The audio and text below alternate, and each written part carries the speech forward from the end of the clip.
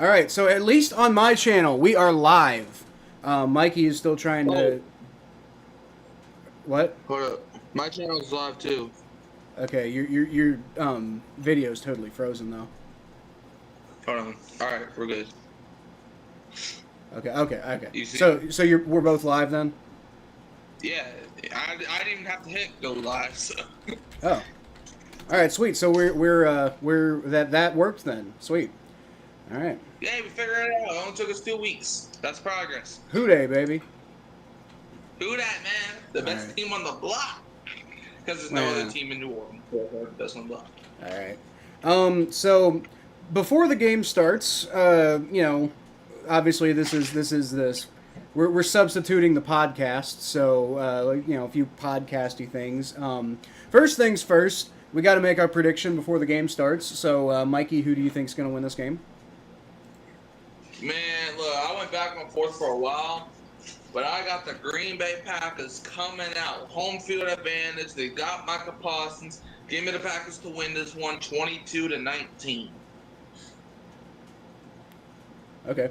Obviously, I already have my prediction down in the in the little HUD thing that I have here.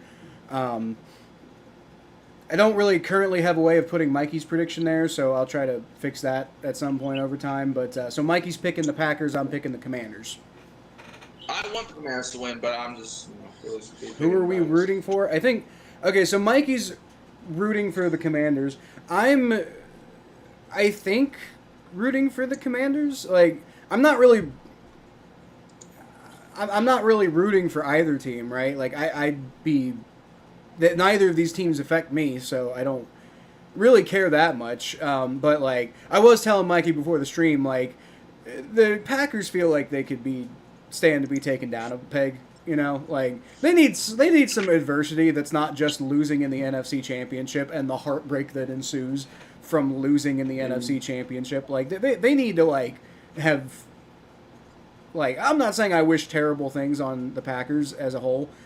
Just some adversity for Packers fans. Like it feels like they just are constantly getting softballs.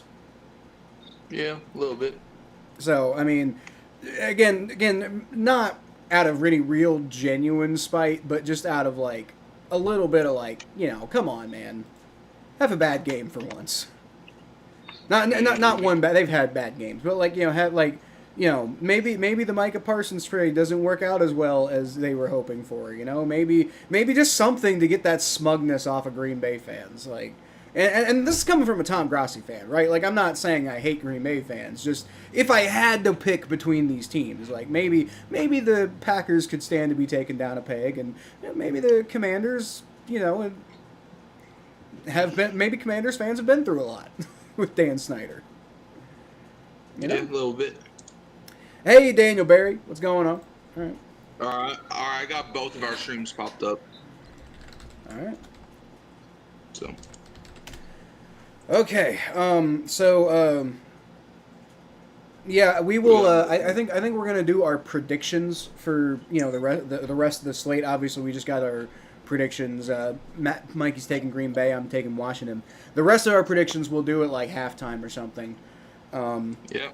And then I'll tell you all about my like power rankings and stuff. Like y'all saw Mikey's power rankings on the new show that we're doing, and we can go back through those as well. But send one stream to the primary. What? More than one ingestion is using the primary URL. Send one stream to the primary ingestion URL and one stream to the backup URL. I don't even know what the fuck that means. How's the stream, everybody? Is the stream messing up? Because if the stream's messing up, I might have to get that figured out. But if the stream's okay, then I think we're just gonna like deal with it. The stream for me is alright. It's not like lagging or anything. No. Okay, because YouTube's giving me an error. But if it's fine, then I'll tell YouTube to quit it.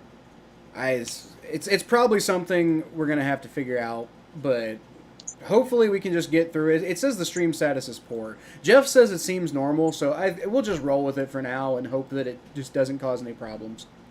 It doesn't block up the chat or anything or the scoreboard or. Jeff asked, "Are we executed?" for another weather delay. I'm sure he means excited, but I hope not. I sure the fuck hope not, Jeff. Don't put that evil on me. Like, you know, I really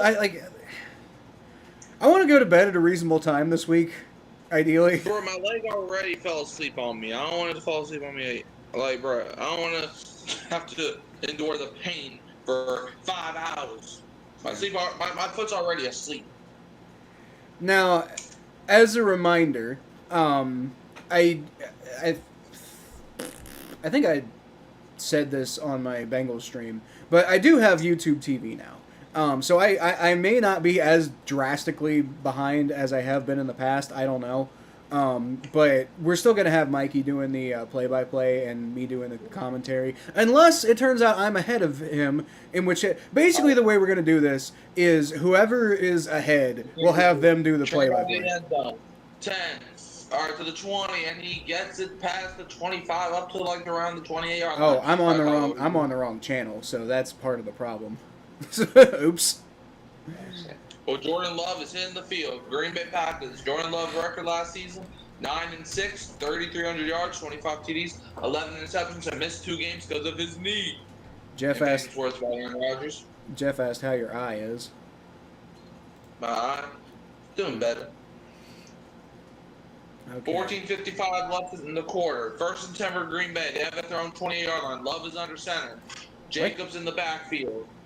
Jordan Love takes a snap. It's going to be a handoff up the middle of Josh Jacobs, and he kind of gets somewhere. Gets like 4 yards there. Second down. There we go. Why is this not coming up? I'm having a little bit of trouble finding this right now, guys. Sorry, give me a brief minute. What, YouTube TV? Yeah, it's not pulling up the game.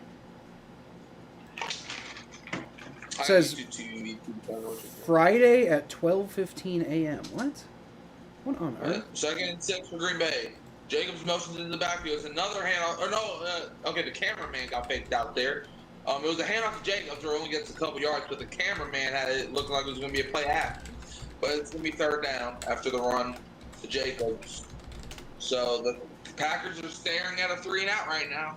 Let's see if they can break away on this 3rd down. It's 3rd and manageable, but it's 3rd down. 3rd and 3 for the Green Bay Packers.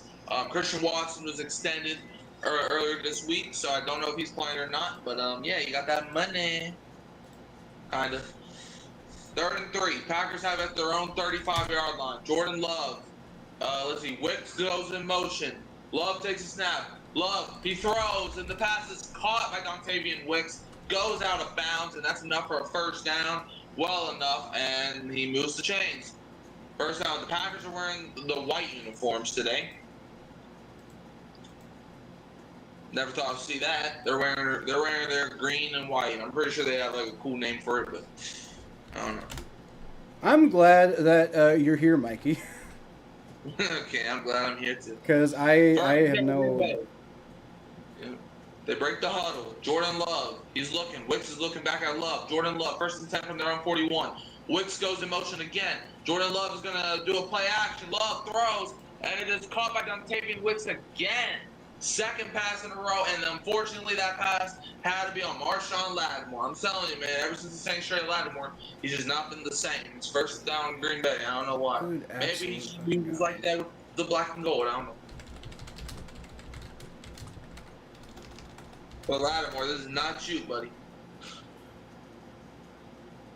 Love, that was a great throw by Love. Threaded the needle. Like, yeah, I mean, you kind of beat Lattimore off the line, but still. 1st and 10, they are in Commander's territory. Jay Reed in motion. It's going to be a handoff to Jacobs. And Josh Jacobs gets swarmed in the backfield. Somehow gets a yard out of that. But it's going to be 2nd down for Green Bay. So, yeah. Yeah. I don't know how I feel about these uniforms, though. These uniforms do not look like Packers. But, you know, I mean, they're okay. Josh Jacobs last season, 301 rushes, 1,300 yards, 4.4 average a carry, and 15 touchdowns. It made the Pro Bowl if y'all still care about that. All right, Josh Jacobs. Let's see if he can rebound. Well, not rebound, but have another great year. 2nd and 9. Packers have at the Commanders 45. I think that's Kraft that goes in motion. It's going to be a play action. Love throws over the middle. Incomplete, intended for Romeo Dobbs. And they throw the flag. They throw the flag. And, the referee's got to do it. Here we go again. And it's going to be on Marshawn Lattimore. At least that's what the cameraman showed. Let's see if it's going to be on Lattimore. Come on, buddy. You got to do better. Lattimore, I literally still have your picture up here. Yeah, that's blatant holding. It's weird because before they even threw the flag, I was like, they might get him for holding. And they did, man. Jordan Love threw his hands in the air. Like, bro, you're going to call that? And they called it. Yep, they called holding on Marshawn Lattimore, which hurts my soul, but it's the right call. You gotta have like 16 million fucking streaming servers just to watch the NFL, dude. Yeah, that's how it is. 1st and 10 for Green Bay. Garbage. The Commanders defense is trying to get riled up. 1st and 10. 11:46 remaining in the first. From the Commanders 40 after the 5-yard penalty. Love is under center. Love. I think he might have gone to jump. No, well, they threw the flag, but they stopped the play, so it's probably gonna be false start. I thought I saw him jump before, but Love is pointing to the Commanders. I think the refs are too, so they might actually get him for offside. Nope, they're calling false start in Green Bay. Brad Rogers, 7th season as NFL referee. So it's going to be false start on Josh Jacobs, of all people, which is going to push them back 5 yards. So it's like a holding penalty never even happened. So it's going to be 1st and 15 for Green Bay with 11:46 left in the first. All right, Matt LaFleur looking at his playbook. Calling the plays, calling the shots, all of the above. 1st and 15 for Green Bay. Packers have it, the Commanders 45. Love, play action. Love throws a deep one in the pass out of the hands of Dontavian Wicks. It wasn't like a drop, but just a little bit too far from Wicks. And if he catches that would have probably been a touchdown. But he just threw it out of reach. It's going to be 2nd and 15. Yeah, that was like, it would have been a touchdown, but they would have at least got to the 1-yard line. That was just not a bad, or that was just a, that would have been a great play that the Packers needed. But, 11:41 left in the first. 2nd and 15, Packers have it, the Commanders 45. Tucker Kraft or Luke Musgrave, one of them goes in motion. Love takes a snap. Love, quick throw, and it's caught by Romeo Dobbs. Gets tackled by Mike Sanderstrom out of bounds, and it's going to be 3rd down for the Green Bay Packers. Tom Grossi's favorite football team. Let's see. Mikey should commentate his high school sports. I mean, we don't have high school sports in my school. I mean, we do, but it's like a tournament. But yeah. I mean, I get what you're saying. 3rd and 9. Packers have it, the Commanders 39. Love takes a snap. Jordan Love is all day, and now they bring pressure. They throw a flag. It's probably going to be holding. He throws it deep, and it is caught by Jaden Reed for a touchdown. But like I said, I think it's going to be wiped off the board. Jaden Reed is still down. He might be hurt. And yep, he is rolling on his backside. That is not good. Jaden Reed is hurt, and it is holding on Green Bay. So the touchdown does not count, so he got hurt for nothing. Holding on Belton, the rookie. And yeah, Jaden Reed, he can't even get up on his own. That's a bad sight if you're a Packers fan. If you're an NFL fan entirely. Holding on Anthony Belton, too, wipes away the touchdown. Who's on offense right now? You can't do that. I saw that a mile away, too. So Packers have just been playing. This has been a sloppy game for both teams so far. Yeah. Yeah, Jaden Reed, that was a good catch, but unfortunately got hurt on the play, so. Okay. I have something here, but it might not stay. All right, Jaden Reed's leaving the field. It's 3rd and 19 for the Packers. With 11:09 left. Jaden Reed's now down on the knee on the sideline, so he's just not doing well right now. I doubt we see him the rest of the game. And if we do, he's going to be out for a while, if he does return. But he's leaving the field entirely, so yeah, I don't expect to see Reed again in this game. So I think Matthew Golden's going to take a big step up now. 3rd and 19. Packers have at the Commanders 49. Jordan Love is signaling. Love takes a snap. Out of shotgun. Love has time. Throws. Dumps it off. Caught by number 30. And number 30 breaks all the tackles, but it's going to be just shy of the first. It's going to be 4th down. That is someone named Brooks. 4th down. Let's see what they decide to do. Love is running, so I think they're going for it, or at least they're going to try to keep their offense out. But they're running no huddle, so I think they're going to go for this. 4th and 3. It's 4th and a long 3. The referee needs to get out the way. Love is under center. 4th and 3. And Love backs up now. Okay, then he goes back under center. He takes a snap. Love looking. Love goes deep within the pass. Incomplete. Underthrows it. Trey Amos, the new number 23 in Washington, breaks it up. He underthrew the heck out of that. If Jordan Love throws a beautiful pass, that would have been a touchdown, but it is incomplete. Trey Amos breaks it up. So that's the end of the Packers' drive.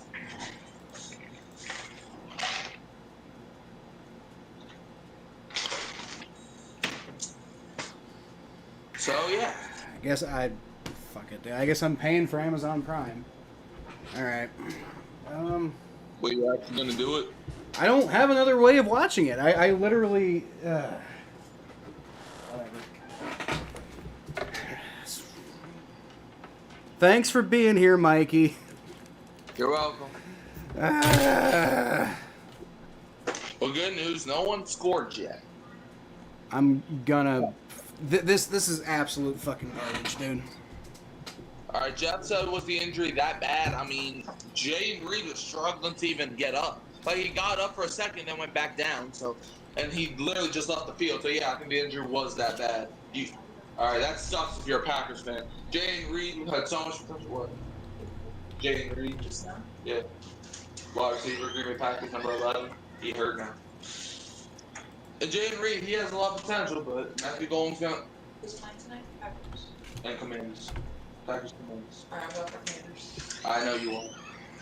Even though you're an Eagles fan, which is blasphemy coming from you. She don't care about that. But yeah, man. That sucks, bro. Never want to see injuries, man.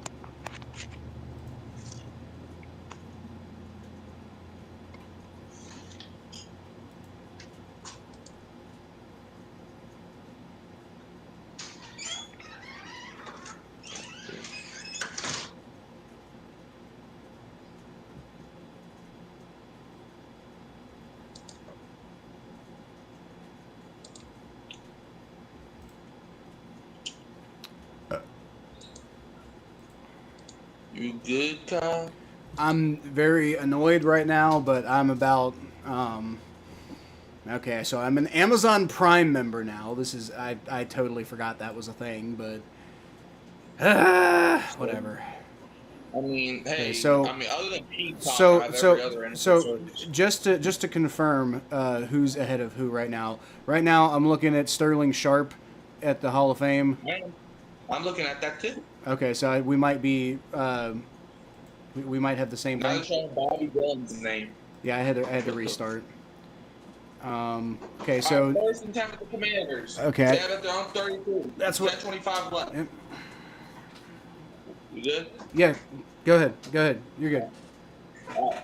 Jaden Daniels takes a snap. Daniels looking to throw. Pump fakes. He's going to dump it off. Pass caught by Eckler, I think that is, yeah, and he gets like a couple yards before getting tackled by number 58. Yep. And that's going to be second down.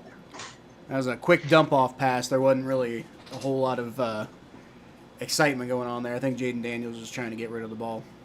Matt LaFleur is pissed off about something. That's what I'm saying. He's pissed off about somebody on the defense. Like, your defense didn't touch the field yet. I don't know, dude. 2nd and 7. Washington inside their own 36. They're highlighting some guys on defense now. Jane Daniels. Packers showing blitz. And they do blitz. Another throw. He's going to scramble. What the hell are you doing, Packers? Jane Daniels is going to run the other way and get sacked. Who was that? Was that Kenny Clark? No, he's on the Cowboys. Third. Oh, right. Duh. Shut up.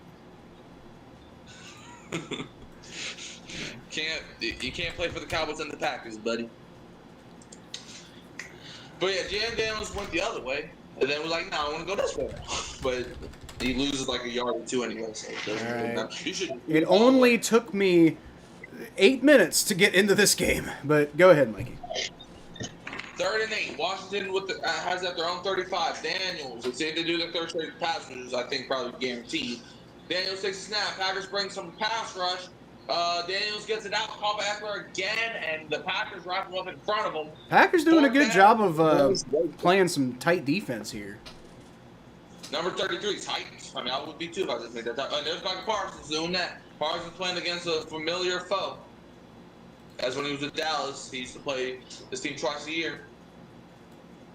Dude, but honestly, I'm shocked that Parsons was able to get blocked like that. What's up, Stringer? How you doing, man? Yeah. Who dey? Is it Stringer or is it Stranger? I don't know. I've always called him Stranger. You can call him whatever you want. 4th and 4. Commanders lining up to punt the ball unless they do a fakey fake, which I doubt. But you know, right. never. The punt is away. That's a deep punt. The ball crowd was pretty good. Nice punt. job! Oh! And he fielded it. Oh, is that where are they gonna say he's at? No, he was down. He was down. They're gonna have him down at like the 2. I don't know why people be fielding the punts around the end zone. There is a flag though, so this could back him up even further, unless it's on Washington, which Bobby Wagner's upset. So I don't know. Maybe it's on Washington. Oh. What's the flag? Yeah, they had him down. Yeah. But why would you feel that though? All right, there's no foul. No foul? Rough slip. All right. No foul. So let's. I'd like to see a replay here because like I'm like 99. Jeff says I'm right, but let's see. Matthew Golden, terrible decision to field that punt. By the way, Well, that's a rookie mistake. that was bad. Yeah, he was down, but that's almost. I'm not sure if that's. I mean, obviously a safety is not good, but I don't know if having it at like the 1 is gonna help at all. Especially with, like the fact that their offense kind of sputtered out on that last drive. Yeah, these referees, they don't know what a safety is. Trust me, I know. Yeah, well, they might know what pass interference is. No, they don't. Trust me, I'm speaking from experience. No, they don't. Dude, I am so pissed that it took me that long to get on the game. I'm the fucking NFL. Like, I don't want to give them money. I stream the game, so I don't really have a choice. No choice here. And it's not that I don't want to give them money for their product. It's like I don't want to give them money because of the way that they like corner fans into like they strong arm fans into like, oh, you want to watch our product? You're a big fan of our product and you help our business grow? Fuck you, buddy. I feel that. Like they're so antagonistic toward their own goddamn fans, which just it doesn't like the only reason it works is because they're like it's a captive audience, but they know it.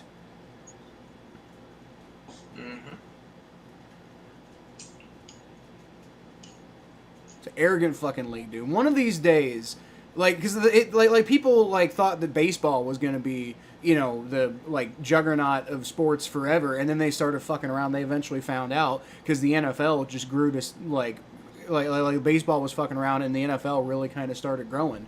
And like one day the NFL is gonna find that out too. Like they're just gonna keep fucking around, and eventually something's gonna come along and steal everybody's attention. And the NFL is gonna be like baseball is now, wondering what the fuck happened. Weren't we America's sport at one time? Yeah. I feel that. Oh, hey Shaq, how you doing? Yeah, I feel that.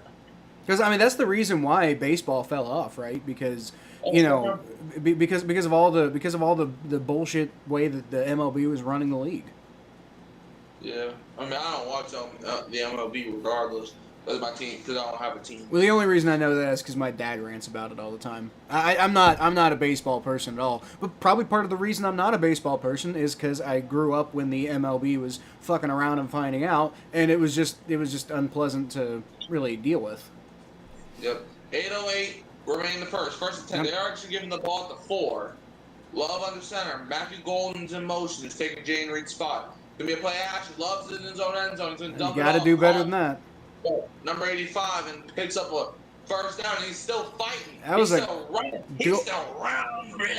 Golden opportunity there by the Commanders' defense to really fuck with the Packers, and they just.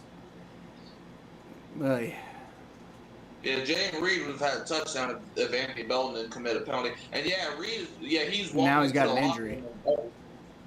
Yeah. So yeah, he's Worst out. blackout He's gonna be rules. out for the game. I Jalen don't. Reed's out for the game, y'all. I don't know what baseball's blackout rules are, but I know the NFL's pissed me off. Been there. All right, 1st and 10.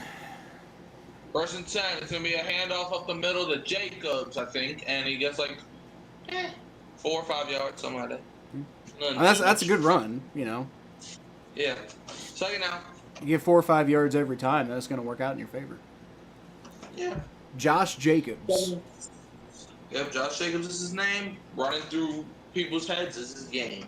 2nd and 6 for the Packers.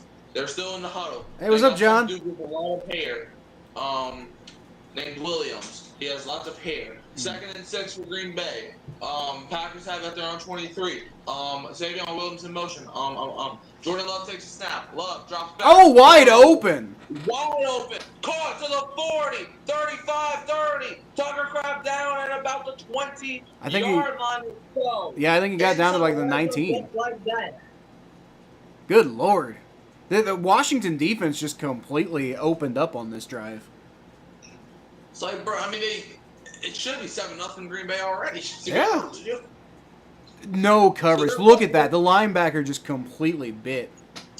That is terrible coverage. Yeah. I mean, terrible. Is that Like, that's a 54? Madden type of play. That's Bobby Wagner. That's Bobby fucking Wagner. He's still playing. What? That's Bobby Wagner who was in coverage. Oh, Love 6 for 8 for 113 yards. There you go. 20. Jacobs and the Commanders. Good job there. I think that's 4 yards. It was Jacob Martin on the tackle. Good job. 2nd down. Quan Martin is celebrating, so I'm assuming he makes that. 2nd down for Green Bay as Malafleur is a little chill now. So they're giving him a yard. I don't agree with that spot, to be honest. But 2nd and 9 for Green Bay. Yeah, I think they LaFleur. got it. He'll be all right. 2nd and 9. LaFleur. Let's see. LaFleur. I just like saying LaFleur. 2nd and 9 for the Green Bay. Mother love Packers. Emmanuel Wilson in the backfield there. Oh, Emmanuel Wilson, how you doing? 2nd and 9. Packers have it at the Commanders, inside the Commanders 20. Play action. Jordan Love rolls out, faces What? pressure. He'll have to throw it. That is, I don't know. What the fuck? He might have just been trying to get rid of it. I don't know. 3rd and 9. I'm the closest guy to the ball was Tucker Kraft, but Well, he could have gotten Tucker Kraft for at least a couple yards. yeah. 3rd and 9. Yeah. 5-10 remaining. Can you hold him to a field goal here? Let's see. 3rd and 9. They have it inside the Commanders' 20-yard line. Jordan Love is communicating with his offensive line so they don't get him killed. Love. Let's see. Love is now walking again.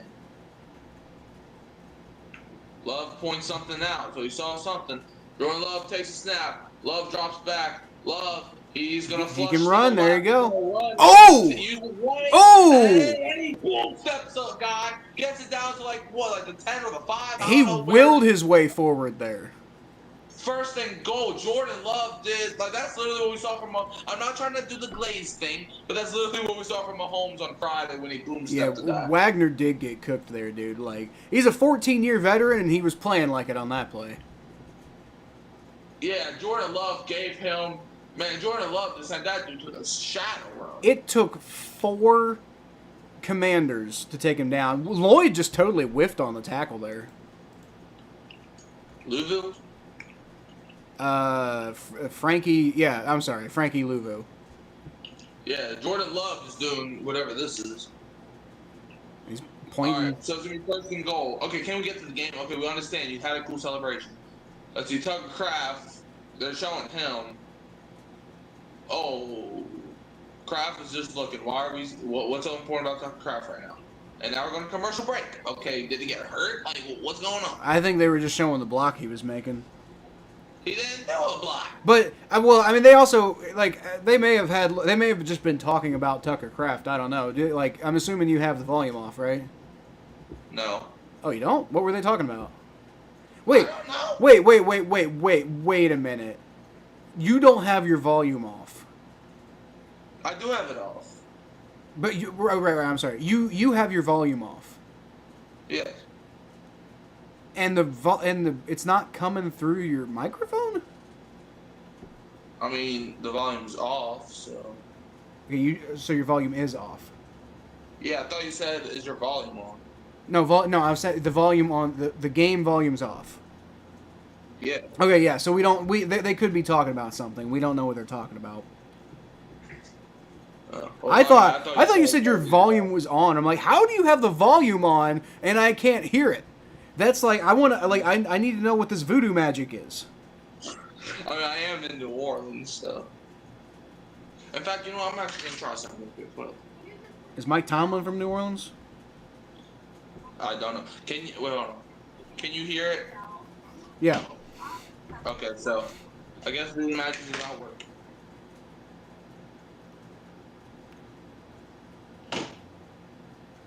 Kaijumi Kaiju subscribed to my channel. Somebody named Kaijumi Kaiju. That's pretty fucking cool.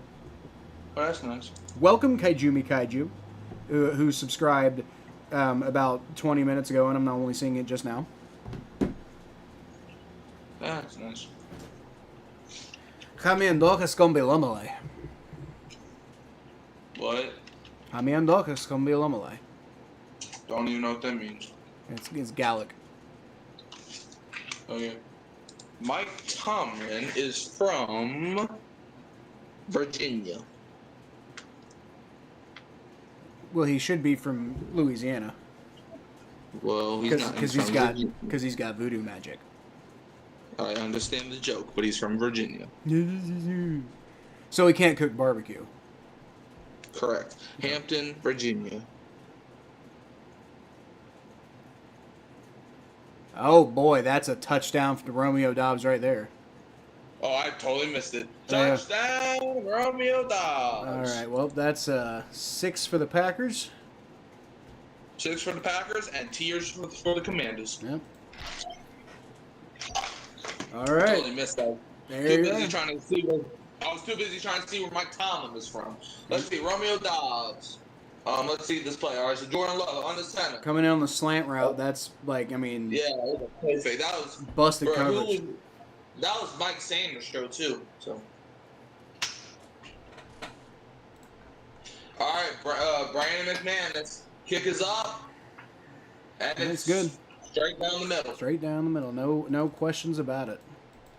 Packers up 7-0. For a second, I thought that might have got blocked of how they were coming in, but well, there you go. Packers take the lead. The Commanders' defense is going to have to come through here because if the Packers got something figured out, then oof. Oof is right. So many oofs. So many oofs. 4:33 left in the first. Yep. Sure is. All right. When is the Packers-Cowboys game? Week 4, Sunday night. I might stream that game. Okay. Like, I'm not... Am I gonna do Huh? Like, do you want me to do the play-by-play there too, or are you doing the solo stream? We can do it together if you're available that day. All right. And we can. I'm probably gonna have to send the link somewhere else in my phone. Probably. Oh no, never mind. No, the game's at week 4. Yeah, the game's probably gonna be at 12 o'clock. No, I'll be ready. Okay. As I hope. 4:33 left in the first. 7-0. Seems like a good game to stream. Although I don't know. I actually never mind. I don't. Overburdening with the streaming is probably not a good idea. I'll just watch Tom Grossi. Yeah, it's probably smart. All right, kick is going to be fielded in the end zone, and he takes a knee, so that's going to bring him out to the 35. Jay Daniels to see what he can work. Drive number 2. I mean, that dude is a talented guy. I can't imagine he's about to let himself get outplayed by Jordan Love, but we'll see. Yeah, Jay Daniels last season, 12-5 record, 891 rushing yards, rookie QB record, and offensive rookie of the year. Beat out guys like Bo Nix and the tight end in Vegas, Brock Bowers, Caleb Williams didn't even crack the list. He is one of the skinniest quarterbacks I've ever seen. Good Lord. Yeah. Micah Parsons is on the sideline this play.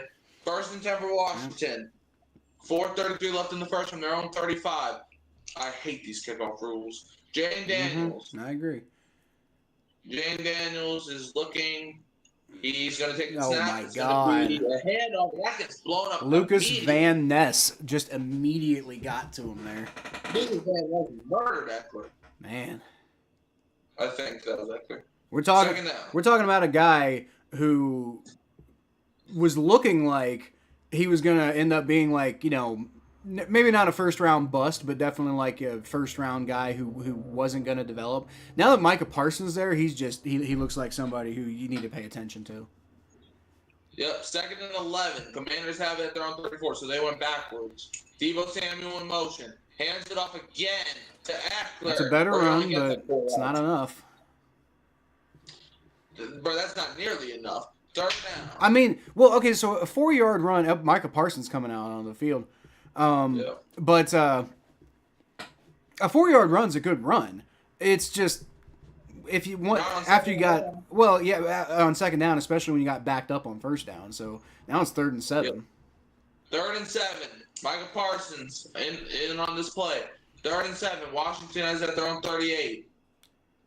See what it goes. I can see Parsons and Daniels in the same screenshot. So let's see. Jane Daniels in shotgun. Takes a snap. Daniels looking. Throws it. Caught by Eckler. And he's going to be a yard short. There's a flag, though. There's a flag, though. There's a flag. Hold up. Hold your horses. There's a flag. And that was a... another 1st down. Or maybe another 3rd down or a 4th down, depending on if they trust them to go for it. I think that's going to be holding on the Commanders. I don't know. It's going to be illegal block in the back, actually. Yeah, it's on Washington. So that's I think they said that they're backing them up, so it might be 3rd down again. Which I understand because they probably would go for this. Dude, Micah Parsons is just a cheat That's the only way you can block Parsons. Yeah, he was basically he was like all on the face mask and everything. Like that play got blown up because Micah Parsons was coming straight for him. Yeah, on Nick Allegretti. Yeah, you can't be doing that, buddy. That is absolutely wild.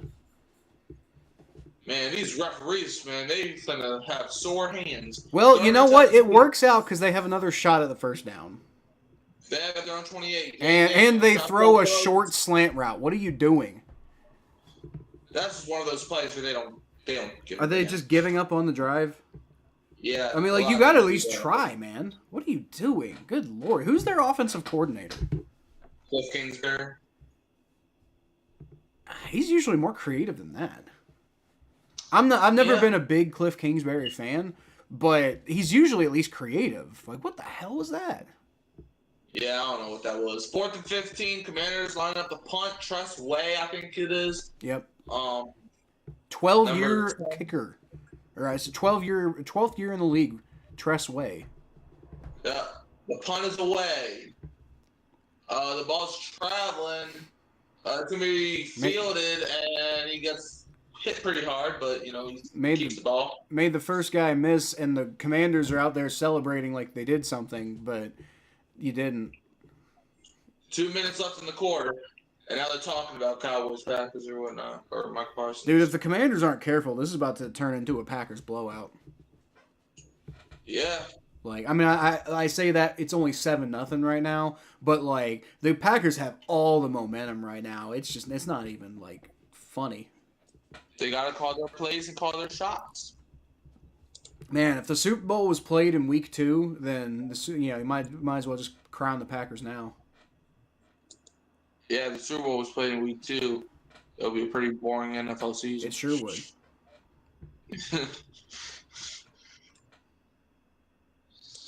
Like, why even watch if you only get to watch 2 weeks worth of football? Well, I will say, it would be interesting, though, because, like, a lot of these teams don't seem to really be all the way prepared in week 1. So, if the Super Bowl was played in week 2, it would be kind of crazy because you might have teams that you wouldn't expect winning the Super Bowl all the time. Like the Saints? Maybe, yeah. Like last year. Yeah, last year we would have won the Super Bowl if it was in week 2. Right, exactly. Maybe not this year. The Bengals would never win the Super Bowl. Oh yeah, bro, y'all would probably be the worst team in the league if it came to week 2. Was that the end of the half? No, No. Okay. and we're not even out the first quarter, buddy. Yeah.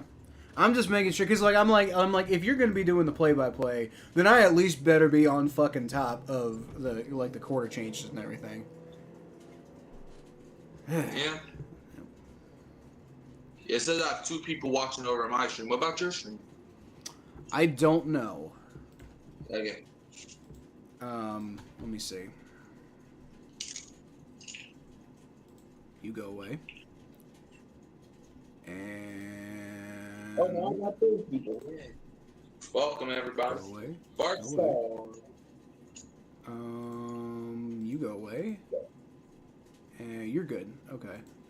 Analytics, currently at 4? I want to say. Oh, same. No, 5. We got 5 right now.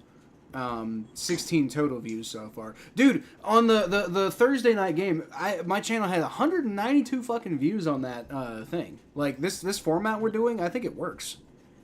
Hands off to Matthew Golden jukes inside and gets crunched. Agent Zero does 0 of interest there. Yeah. Al Michaels, one of the best commentators of all time.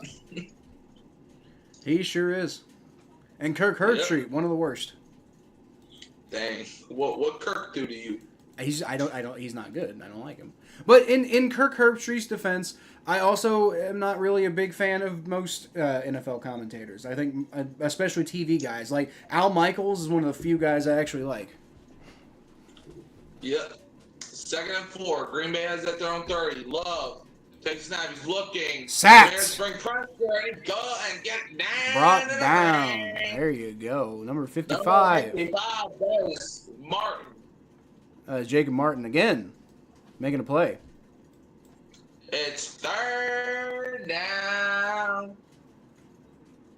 The website, yeah. I'm actually on the website right now trying to put together my power rankings because I forgot to do it.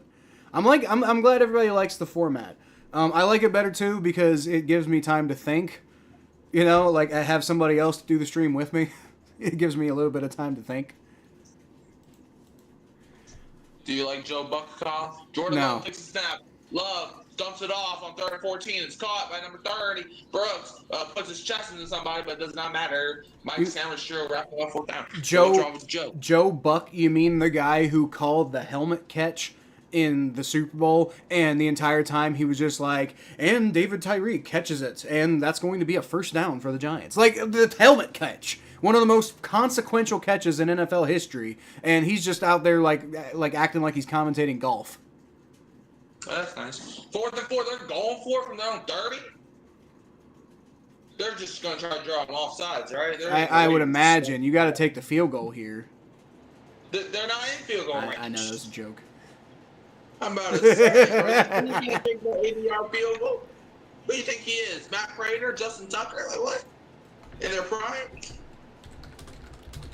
Well, that's the end of quarter 1, folks. So the Packers have a 7-0 lead. So now we're ready for the Commanders to win this game, 56-7. No, I'm playing. I mean, it almost kind of feels like it. Yeah, we'll see about that. What were my I don't even remember what my power rankings were last week. I don't either, to be honest. I just remember we had the Saints at number 1 and the Bengals at 32. That's all I remember. No, that was you. Oh, yeah. Hey, I didn't do that either. I was just trolling you, bro. Alright. Project folders, probably. What?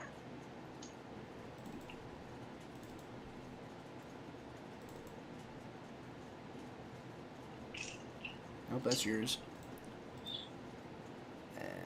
Ooh. The best rankings on the block.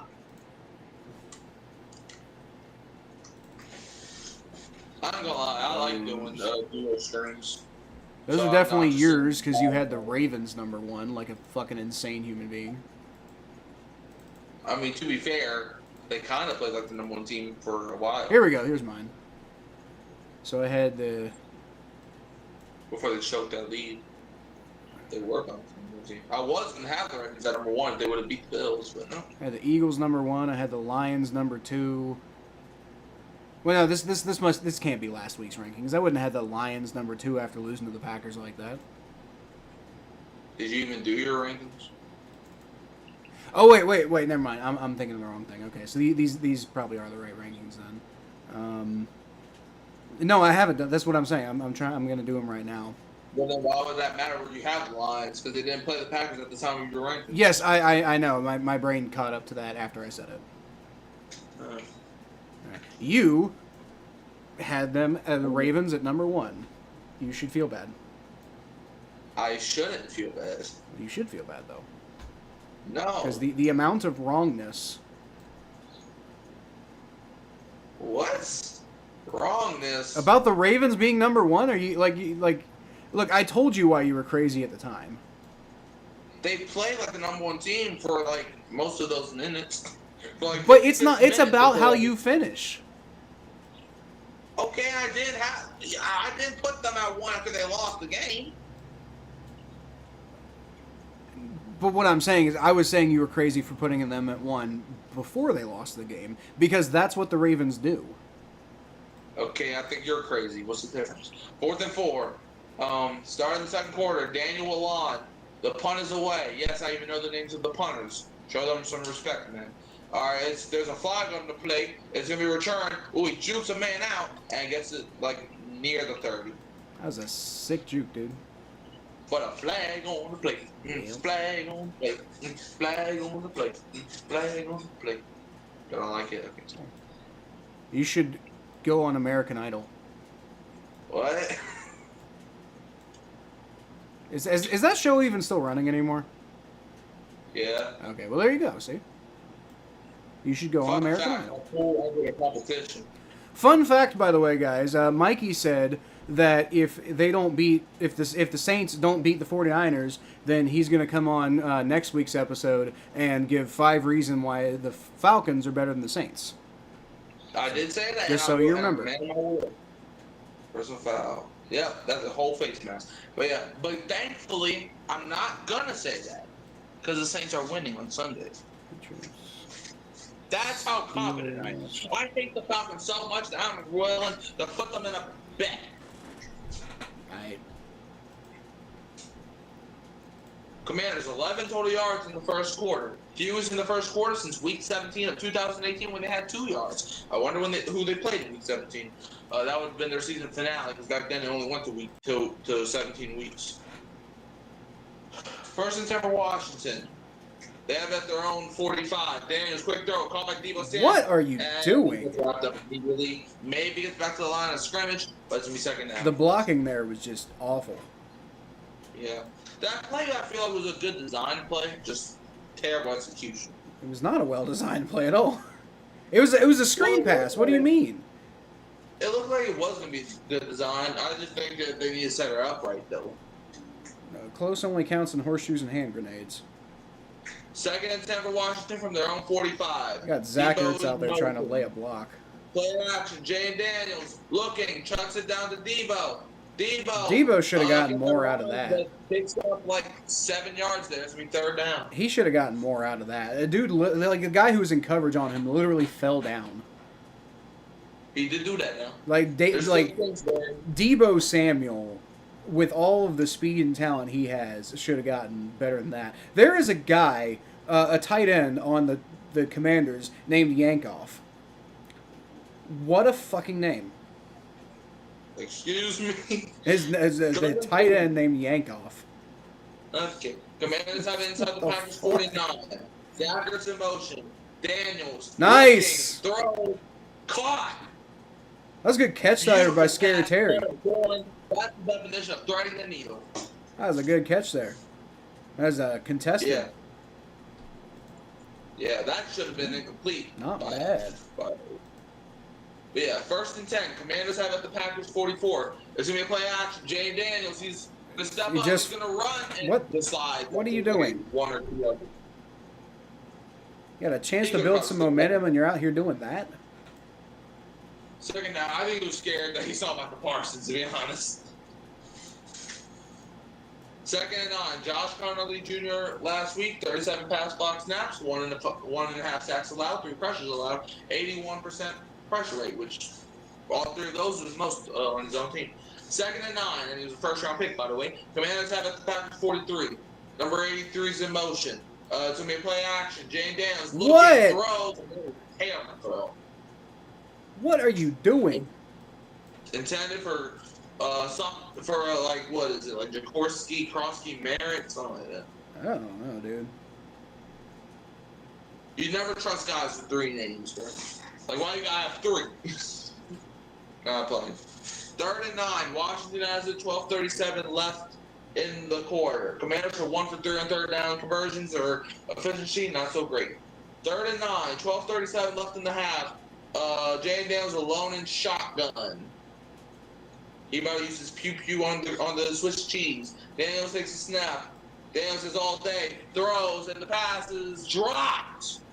That is Noah Brown, who is going to be learning some Chinese, because send that boy to the CFL. You are dropping the bags like you are Juwan Johnson. Going to be learning Chinese. You know the C stands for Canadian, right? Ain't it the same thing? No. That's Loki holding. That's Loki holding, but also Loki should come on.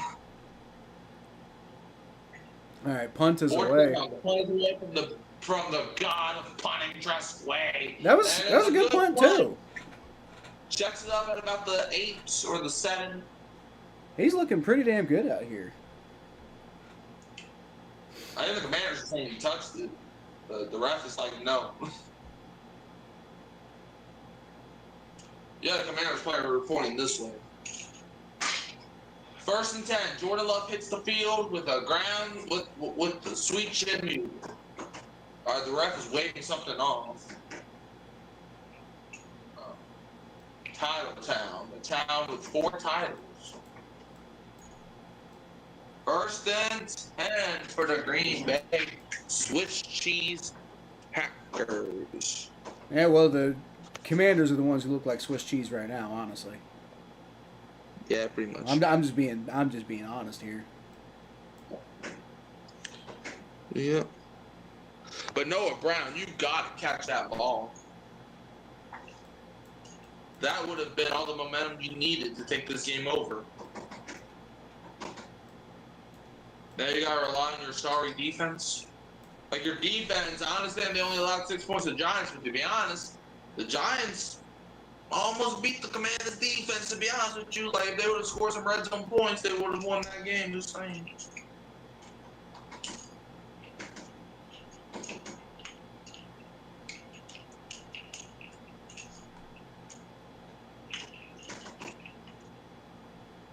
Yo, watch your mouth. Shut your mouth. Soak your mouth.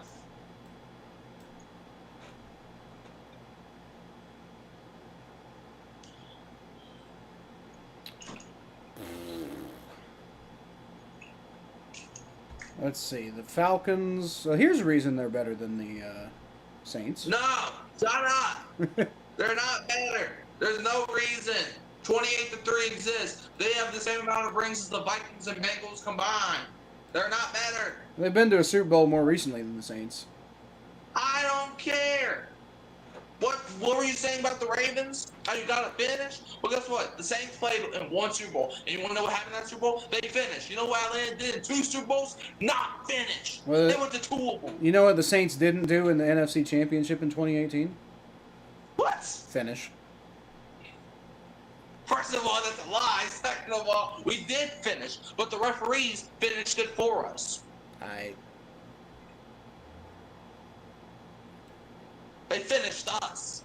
We would have won that game if the referees weren't addicted to being stupid. But hey, I moved past that game. You know, it's just a memory. Sure. First and 10, play action. Jordan Love goes deep. Oh, just overthrew him. Overthrows golden. Man. I guess that play was not golden. It was pure black. 2nd and 10. That's the second time you overthrew golden. I think the first time was golden too. Out of reach for Matthew Golden. 2nd and 10 for Green Bay. 12-18 less than half from their own 8-yard line. This is where Love throws at least 17 pick sixes to Marshawn Lattimore. Jordan Love is going to hand it off to Jacobs, and Josh Jacobs scurried a lot. It's going to be like a yard shy. It's 3rd down. Jordan Love, no pressure, 7 for 7, 122 yards and a touchdown. But when he versus pressure entering this drive, 1 for 6, 6 yards and a sack. So all you gotta do is blitz the living crap out of that man, and you get good results. 3rd and 1. Green Bay has it at their own 17. Can the Commanders come up with a stop here? The answer is no. No, as Josh Jacobs runs for a 1st down. Not much, but enough for a 1st. Joe Buck is from St. Louis. Well, maybe St. Louis needs to do better than Joe Buck.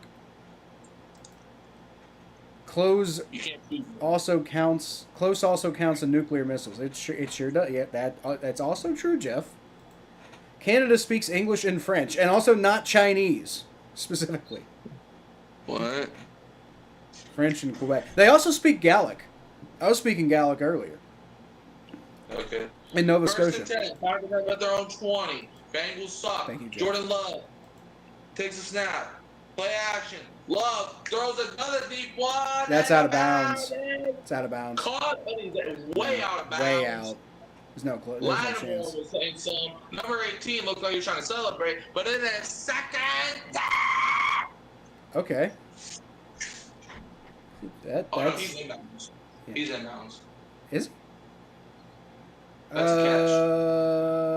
Ooh, he is. You're right. That's Oh, catch. oh, wow! What a catch! That's incredible, especially with Jordan Love being under pressure like that. That's a catch. That sure is. I can get my Canada friend in here if you want to learn about the CFL. I might do a video about the CFL at some point. Moss Sports World. Yeah, I've been to his channel a little bit. That was Malik Heath on the reception, and they're reviewing it, but it's gonna be a catch. But why is it gotta be on my boy Lattimore though? Lattimore, can you stop getting cooked left and right? Dude, that toe tap, man. The body control it takes to. That looks like AJ Green. That's what it looks like. Yeah. Good And they Lord. reversed the call, so it was 1st down. Man. It is now the 2nd quarter, so I need to go You've ahead. done now. Change the quarter. Yeah, but my stuff's not. What the hell? There we go. Okay, 10:58 left in the half. 1st and 10 for Green Bay after that insane grab. Commanders average 1.9 yards per play, while the Packers are averaging a pretty good 8.7. Yeah, the Packers, they could have blown out the Commanders. Jay Daniels has that pissed look on his face, which means he's got to lock in. 1st and 10, Packers have the Commanders 43. Wicks in motion, hands it off to Josh Jacobs, and he breaks out of gain no yards and gets like 3 yards after they were pushing the pile. So now it's 2nd game. Okay, I'm gonna stop doing that. 2nd down. Okay. What? You don't like it? No, it's just the way that you're like negotiating with yourself about it. What? What? I can't talk to myself? Well, you can. It's funny. Okay. I talk to myself all the time, especially when I'm watching football games. 2nd down for the Green Bay Packers. The Green Bay Mother-loving Packers, as Tom Grossi usually refers to them. 2nd and 7. Wide open in the middle of the field. By the dude, Romeo Dobbs. Romeo Dobbs running down the field. Romeo Dobbs is official Commander's daddy. And why is it on Marshawn Lattimore? Lattimore, stop sucking, please, because you're representing black and gold when you go. All right, on it. Okay, I'm done. Joe Witt Jr., the defensive coordinator of the Washington Commanders, did not come prepared today. Bro, their defense was trash last season, so the fact that they even won 12 games last year is a miracle. Lattimore, bro, you're getting cooked. You're playing like Jair Alexander. First and 10. Packers have it at the Commanders 23. Which is weird because they both used to be great corners. Hand off to Jacobs and the Commanders. Javon Kinlaw came in like a wrecking ball. Indeed. Yep. To stop Josh the Jacobs man. It's second down. You the man, Josh. You the man. But also, change your name. I hate J names now. Like, why does every name got to begin with J? Why? No, I'm playing, but still.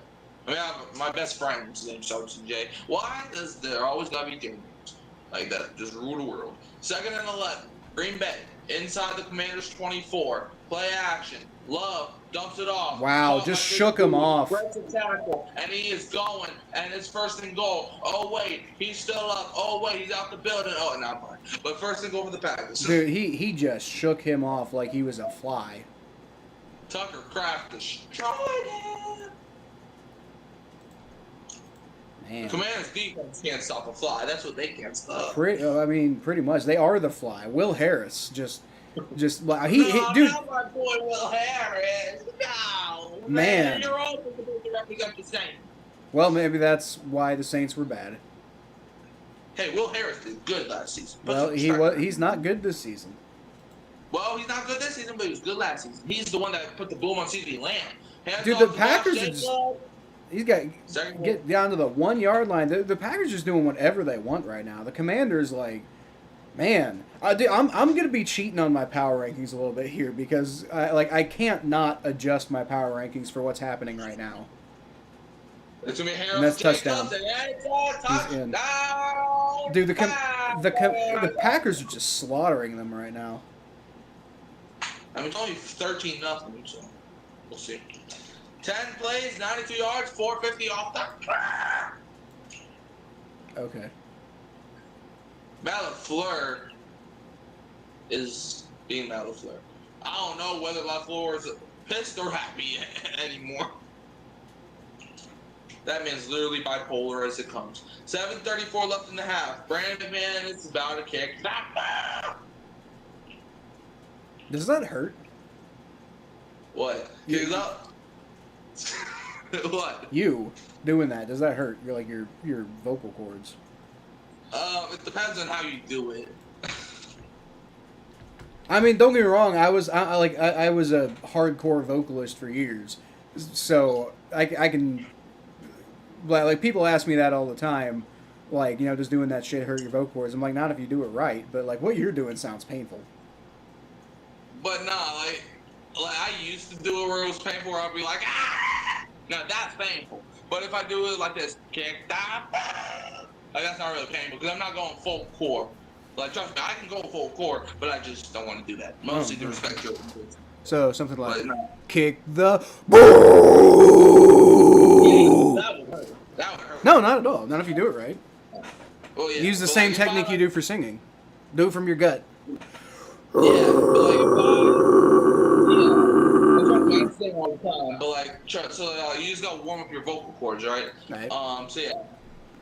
The UC quarterback is the GOAT of the CFL. You mean Desmond Ridder? Desmond Ridder.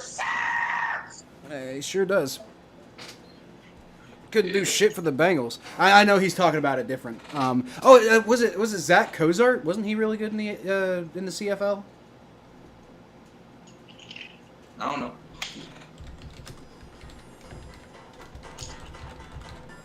Best CFL quarterbacks of all time include Zach Collaros. Okay, not Zach Cozart. Zach Collaros. I remember. According to CFL.com, you got Zach Collaros, the 9th best quarterback, Jeff, not the best, of the Winnipeg Blue Bombers, Zach Collaros. You got McLeod Bethel Thomas, the guy, I've heard of him, of the Edmonton Elks.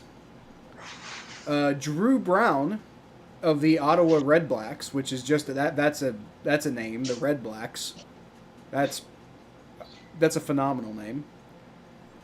Trevor Harris, which that's a pretty standard sounding name, of the Saskatchewan Roughriders. Now that's a football team name right there.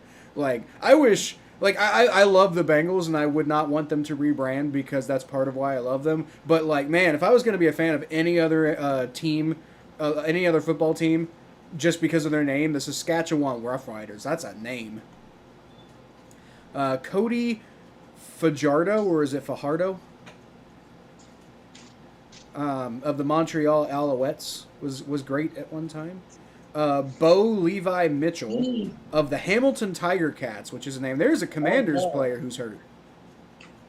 I don't know, but someone is.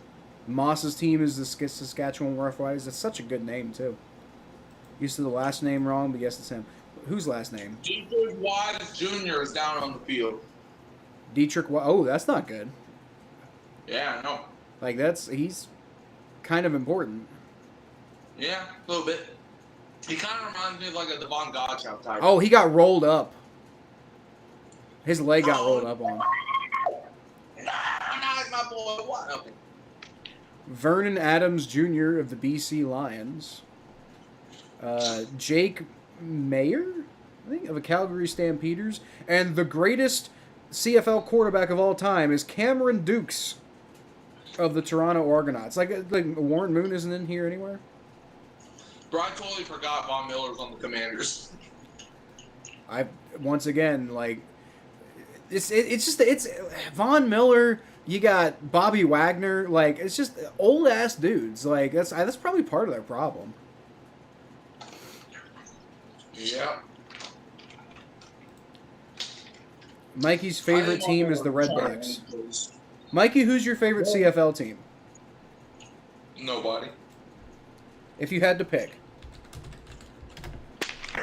Pull up the list of CFL teams. You got the Hamilton Tiger Cats, the Ottawa Red Blacks, the Toronto Argonauts, the Winnipeg Blue Bombers, the Edmonton Elks, the BC Lions, the Montreal Alouettes, the Calgary Stampeders, the Saskatchewan Roughriders, and is that it? There's 9 teams? Let me see. There's only 9 teams? Or am I just looking at a bad list? No, I only got 9 teams too. Yeah, it says there's only 9 teams. There's only 9 teams? What the fuck? Okay, I would choose. Hold on. Hold up. Let me pull it up again. I got the name. I'm trying to see if I can see where they're from. Like, I'm not gonna lie, if I were to pick a team, like, my soul would make me have to pick the Hamilton Tiger Cats because, you know, that's just basically another way of saying Cincinnati Bengals, right? Because, like, you know, where I live, the closest city I live is Hamilton, Ohio, which is, like, basically, like, the Dayton of Cincinnati. Like, if Dayton is to Columbus, then Hamilton is to Cincinnati. I would choose the Red Blacks. The Red Blacks? Yeah, well, that's what Jeff actually said earlier. But he said because of the Falcons. Who? Jeff, that's what Jeff said. Oh, he got rolled up. Is that all they want to do this year is get hurt? That's all what football is, Mom. Only 9 teams. Always confusing me. Every week a team has a bye. I don't know how they do it. Works out. Who had a worse injury, him or the other? Him. He's getting carted off. Jaden Reed at least could walk to the locker room. Was it his knee? Yeah. So yeah, he's out for the season probably. It's probably got a tear. Maybe.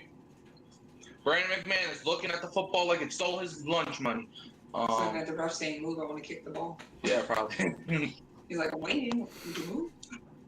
That's the protocol. Brandon McManus is on the Packers? Huh? Oh, yeah, he's been on the Packers for a year. Oh. Kick is away. And it's going to be fielded. That's a shortish kick. Fielded at the 5. It's going to return to the 25, almost to the 30. He almost got stomped on. I don't like how he fell. Ooh, science. SRR? Huh, what? John said his favorite team is the Argos and SRR. Name was too long. Just abbreviate it. SSK or RR. Oh, the Saskatchewan Roughriders. Okay, yeah. I kind of dig their vibe.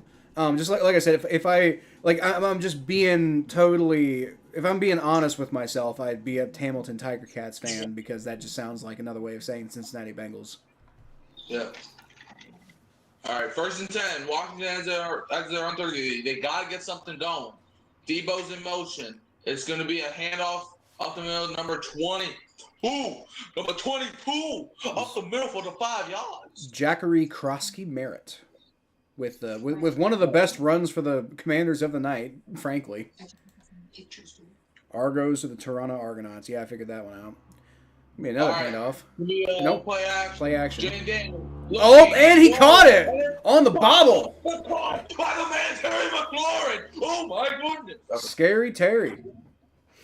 Commanders didn't even.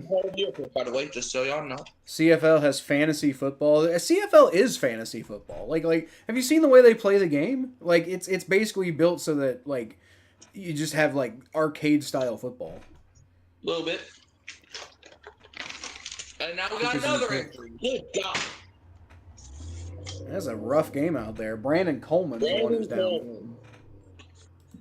No kickers, and you pick a new team each week. No draft. So it's like daily fantasy, like in America.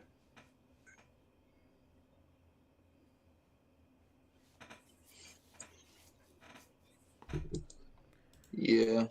My college is the Argos. My college, I went to 2 colleges. My first college is the Bobcats, the second is the Bearcats. So I'm a Bob Bearcat.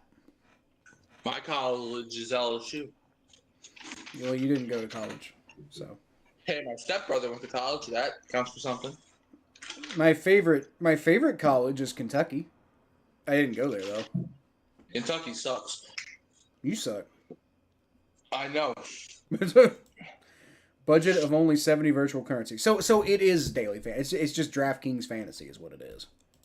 You're just mad that LSU beat Kentucky on the last play in 2002. Of course I'm mad about that. Why wouldn't I be? Why would I ever be anything but angry about Kentucky football, Mikey? Because it's funny. But hey, at least you can know that you lost to us on that play in Alabama or something. That means nothing. I don't hate Alabama like you do. No.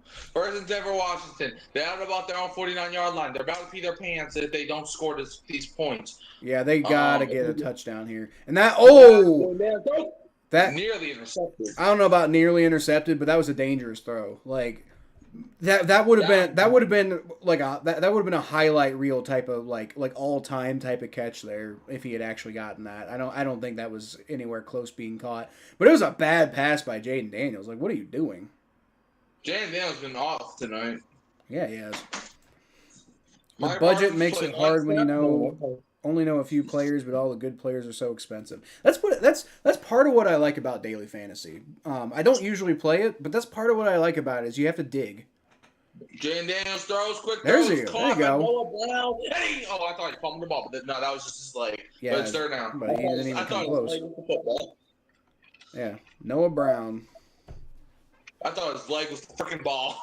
Yeah, I was about to say, what do you mean fumbled? Like, I think I might even actually be slightly ahead of you. I don't know. 3rd and 1. Jakrosky Merritt. There you go. Touchdown. Merritt. And it's a first down. Commanders. It is really weird seeing Cliff Kingsbury on the Commanders sideline. This is the second year doing it. I know. I'm just, for me, I'm used to like I'm used to like everybody hyping him up about the Cardinals, even though it's been years since he was there, but still. 1st and 10. They have at the Packers 38. I remember when a lot of Saints fans wanted him, and I was like, y'all are dancing crazy. around the pocket. He's got nowhere to throw the ball. Dances around, breaks the tackle, kind of, but he goes down immediately. Yeah, but about 5 yards though on first down. That's not too bad. Jeff Happ flees the Packers defensive coordinator. He's doing a good job today. Yep. He's definitely better than what's that dude's name? It was like what, Matt Petting or something. Who from last year? Mike Pettin. That's what I was thinking. Mike Pettin, yeah. I actually think Mike Pettin could be a good defensive coordinator. I just don't think he had the right like he wasn't right for Green Bay. Yeah, it was him. That was Joe Barry. Now we go Jeff Happ. Second and Joe 5, Barry was pretty bad. I remember Tom Grossi would keep making videos every offseason saying, "Should the Packers fire Mike Pettin?" Oh, man. Batted down again. Third. Dude, he's got no luck out there. Every single year. Should the Packers fire Mike Penn? He did that like 3 years in a row. Yeah, I like I said, I like Mike Pettin, but it wasn't like Green Bay wasn't the right fit. Tayshaun Nixon bats the ball down as it was intended for Noah Brown.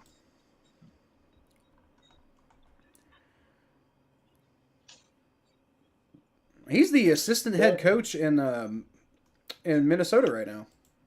Oh, that's nice. 3rd and 5. I think I heard about him going to Minnesota. I'm like, I don't know. 3rd and 5. They have at the Packers 33. Jane Daniels takes the snap. He goes. It's a deep bomb. That's too far. What are you doing? 4th down. He's like calm and collected in the pocket, and he's just like overthrowing it. Like, you know, and that was a good block on like Micah Parsons got some pressure. Or was about to get some pressure, and then the guy got back control of him, and Jaden Daniels just out here throwing ducks. Ducky Wuckies. To be fair, that was tight coverage too. All right, 51-yard field goal. They got to make this at least get some points on the board. And he got it. He got it. And it just sneaks in. Yep. 14-3. Are you happy with yourself? Yeah. Okay. Hey, I don't go to choir for nothing. I found out today there is a football player named Storm Duck. He was no, we had Storm Norton. But yeah, I know who you're talking about. Yeah. Apparently he played for Louisville, so I don't like him. But, you know. Hey, Tyler Shuck played for Louisville. Then fuck Tyler Shuck. Quincy Riley played for Louisville too. I don't like him either then. Lamar Jackson played for Louisville. I'm aware, and I already don't like Lamar Jackson. What's your beef with the Louisville people? I'm a Kentucky fan. What do you mean? So why do you gotta hate the players when they get drafted? Like what? Because I'm petty. Fuck you. Okay. I still hate Juju. I still hate Juju Smith-Schuster. What are you talking about?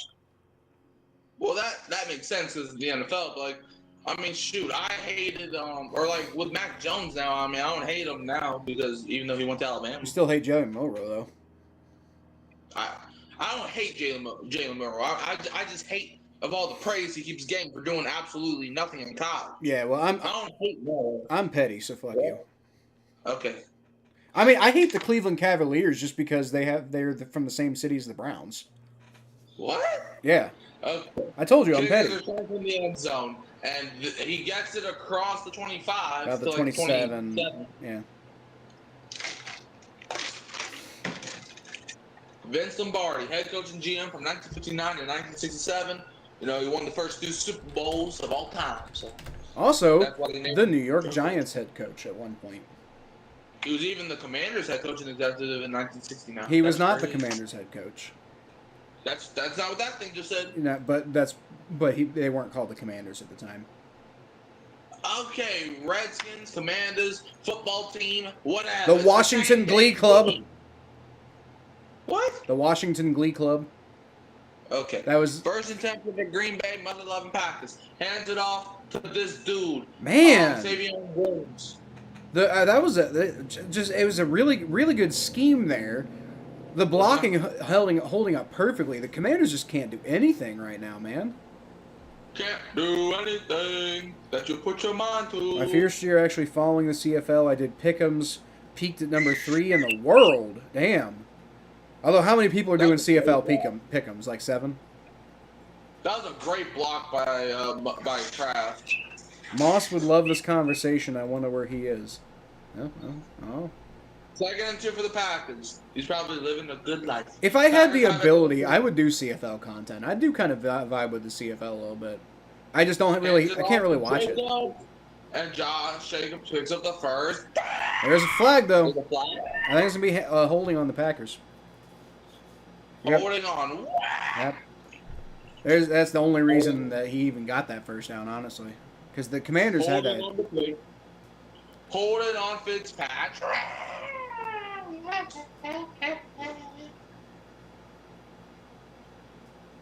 Okay. What are you? You sound like a broken chew toy. Maybe I am. Okay. I mean, I am broken after all. Yeah, the only reason that was a first down is because he just Yeah. pulled the Josh guy Harris, backwards. Commander's managing partner. Yeah, well, And it's he's making Dan Snyder not. I was jealous. about to say he's not Dan Snyder. Is Mikey That's what I'm okay? about to say. Jeff asked, "Is Mikey okay?" Not really. Second throw, Jordan Love dumps it Floater. off, and it's caught. Good job covering And that. probably right. Now, But no, I've never, ever since 2009, I've not been okay. weren't you born in 2009? That's my point. Okay. It's third down. That's why I had to get into football. I also did not And enjoy that's why I 2000. left my school. I also did not enjoy 2009 because that was, the year after the Steelers won the Super Bowl and the year before they went back to the Super Bowl. Okay. Third And then and my 11. brain exploded, but that was in 2010.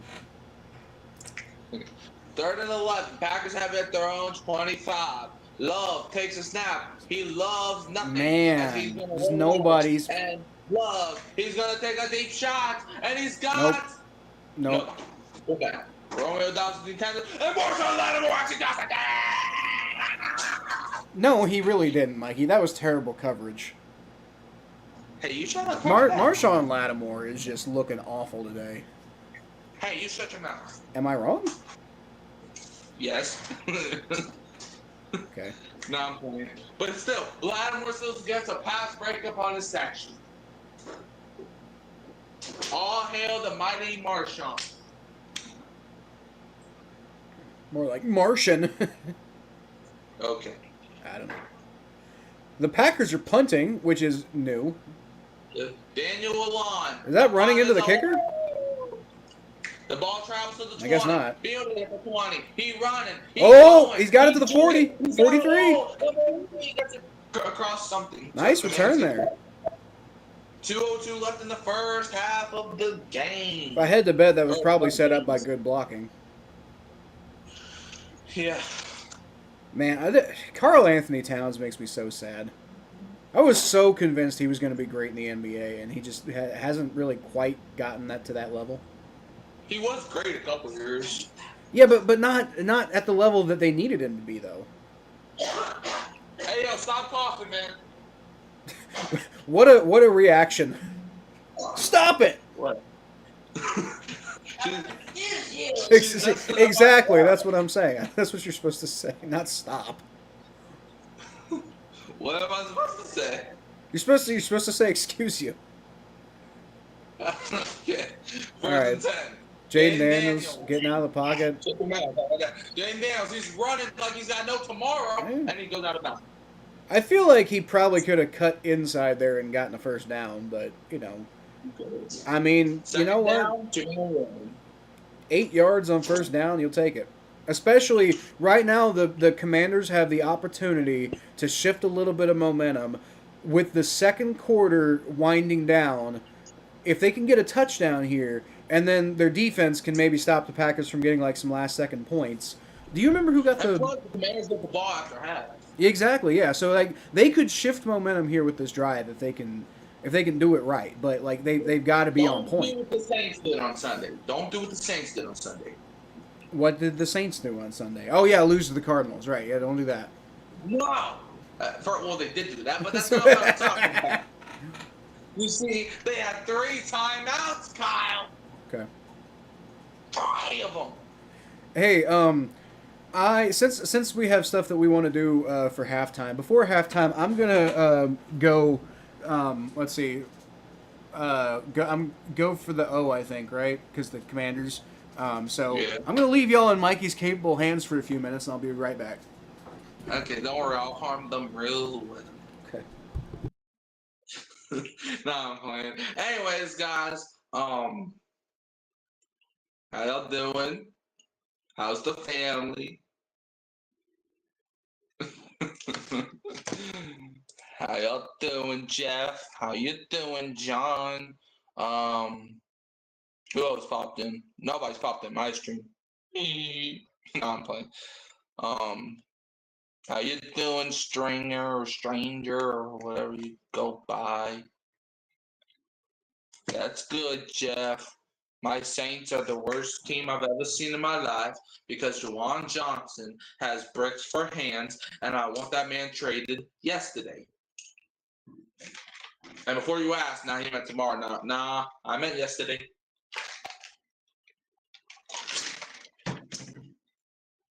Each day he is still employed is another day worth of crime.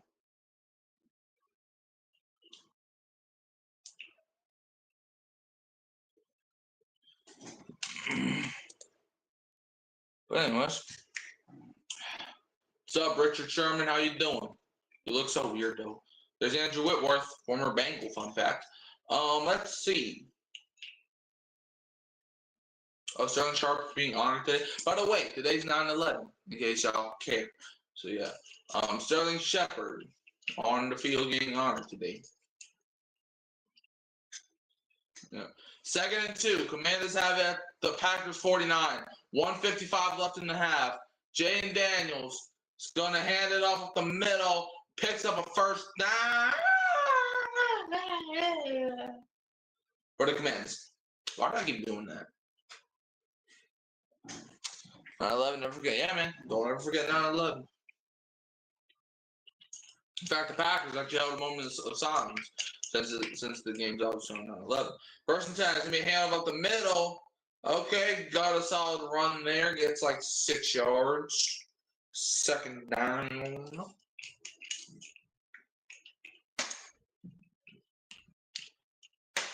Clock's running, though. They don't got that much time. 2nd and 5. Commanders have it at the Packers 41. And that's a blatant false start. I'm sorry. That is a blatant false start. Laramie Tunsil, what are you doing? That was a blatant false start. I saw that from 7 miles away. That was blatant.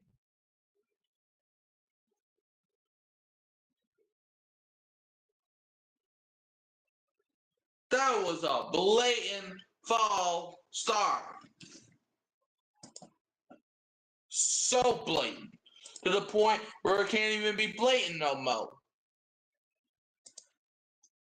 2nd and 10. Commanders have at the Packers 46. Jaden Daniels lined up in shotgun. Clock is still running though. 59 seconds. Okay, now they stopped it. 59 seconds. Okay, now they run the clock. Oh yeah, that's right. 10-second runoff. Jaden Daniels, quick throw, caught. Deebo Samuel gets it across the 40-yard line. Did he lose the ball, or are they just fighting for nothing? All right. Well, even if he did fumble it, the Commanders fell on top of it. It's 3rd down. Clock is running. You got to go. 3rd and 4, 37, 36. You got 3 timeouts. They have it at the Packers 40. McLaurin in motion. You got to hurry up. You only got 30 seconds, my brothers. 29. Why are you back? Jaden Daniels takes a snap. Jaden Daniels rolls out. Jaden Daniels launches one. Nearly intercepted. It's 4th down.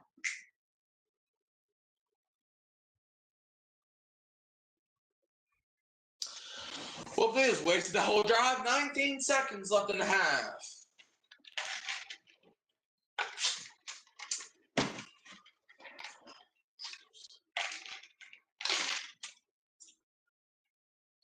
Jaden Daniels turned into a crunch biscuit, though. All right, 58-yard field goal. This is a long one. Let's see if he has the leg. Is that Matt Gay? Kick is up. And it's short. Pushes to the left. He missed. 14 seconds left in the half. Packers get the ball. With 14 seconds left in the half.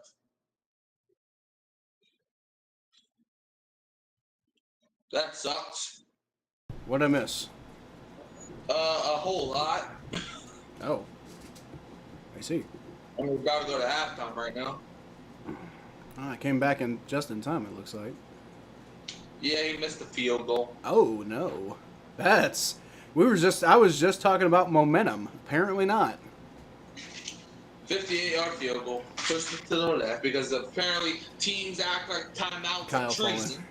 No, Jeff. I took a quick break.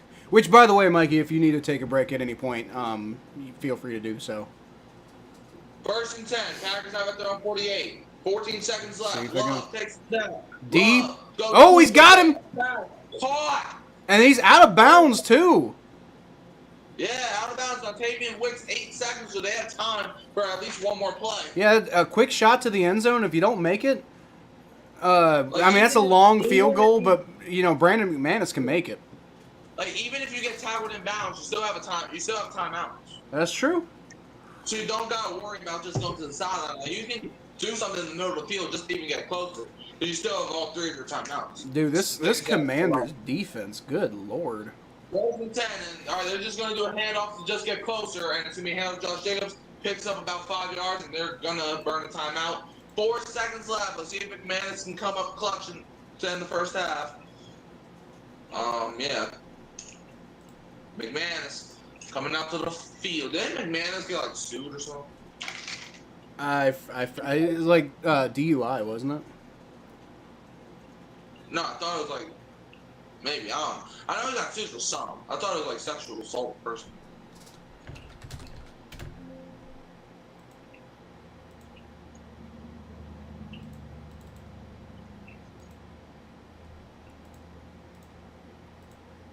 "48-yard field goal coming up for McManus. This is going to end the half, whether he makes it or misses it. This will most likely end the half, unless it gets blocked. Let's see, and it's not going to get blocked, and he shanks it. It joints off the upright. No good. Ends the half. Packers 14, Commanders 3. Kind of reminds me of a couple years ago when the Bengals and Packers traded missed field goals, like 5 missed field goals at the end. That was funny. No, it wasn't because we lost. Yeah. I think who did I pick in that game? I think I might have picked the Packers. Okay, so No, I picked the Bengals. I remember I picked the Bengals. Now that I mentioned it, because I remember watching. I was like, please miss. But yeah, he ended up making the halftime thing. Fuck. Anyways, are we gonna do our predictions for the week now? Yeah, I gotta change the thing to the halftime real quick. Better change it to the halftime. Jane Daniels not very happy right now. As he shouldn't be. That was an awful half from the Commanders. Like the fact that they're only losing 14-3 is a miracle. Yeah. All right. Good news for Commander fans. Jesus is coming back soon. That would save them from this, I guess. Okay, so we are at halftime, and we are, doing a podcast. Real quick before we get to predictions, because that's mainly what we're gonna do at halftime here. But you all saw Mikey's power rankings, and I'll remind you real quick. This was Mikey's. Mikey, this was this week's power rankings, right? The best rankings on the block. That indeed was not. That was not. That was last week. Fuck. Because you gave me the long form one, right? So I think I know where it is. Mine said the Bills at number 1. Yeah, I know where they are. Give me a sec. There we go. Blue Rams. Yeah, I feel that. There we go. Now it's. What the fuck?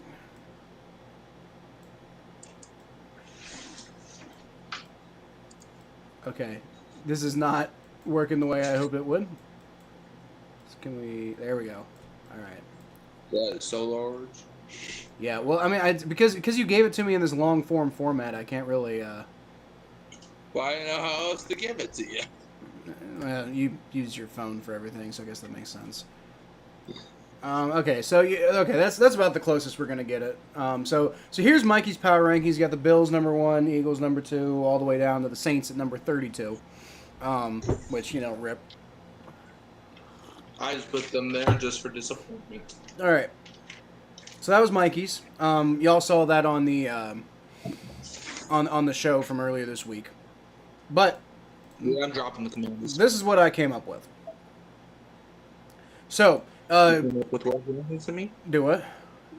You came up with worse rankings than me? Oh, Better you rankings. also have the Dolphins that last, but I thought I was crazy for saying that. I thought you were, and then I watched the Dolphins. And I was like, oh, okay, never mind. Turns out Mikey was 100% right on that one. Yeah. Yeah.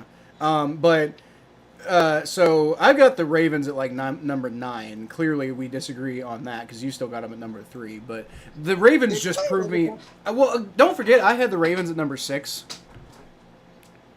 Like, don't forget, I had the Ravens at number 6. But, like, again, I recognize that the Ravens are very talented. That's never been my issue. My issue has always been that they do this all the time, where they don't actually play up to their talent level. You know, they do a lot, and then they lose. Like, the number of games that the Ravens have lost despite having leads in. They're like the Falcons, but all the time.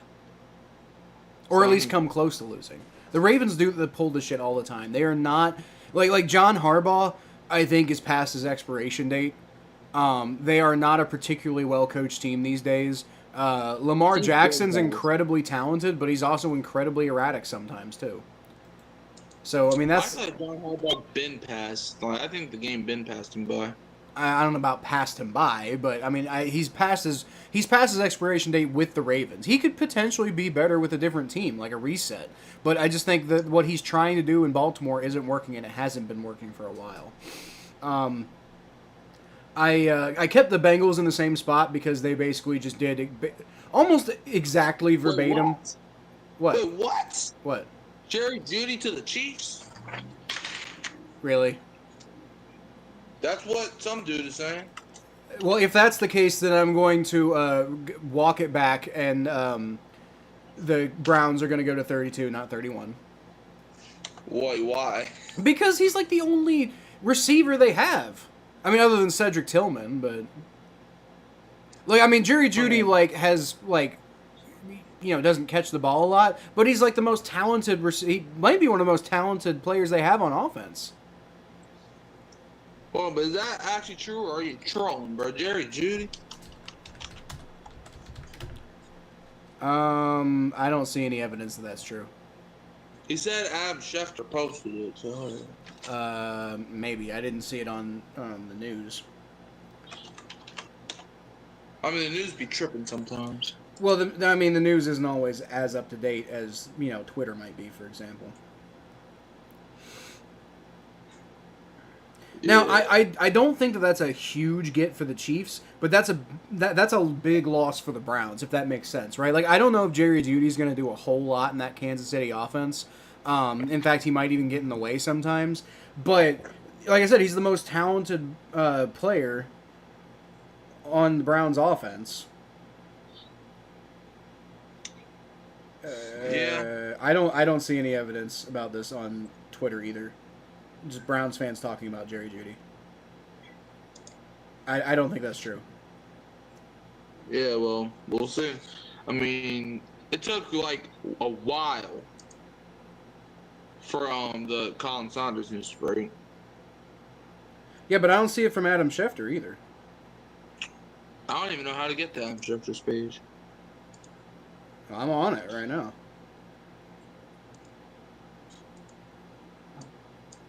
I don't know. Yeah, I don't see it from Adam Schefter at all. The most recent thing he posted was a story about Grant Delpit.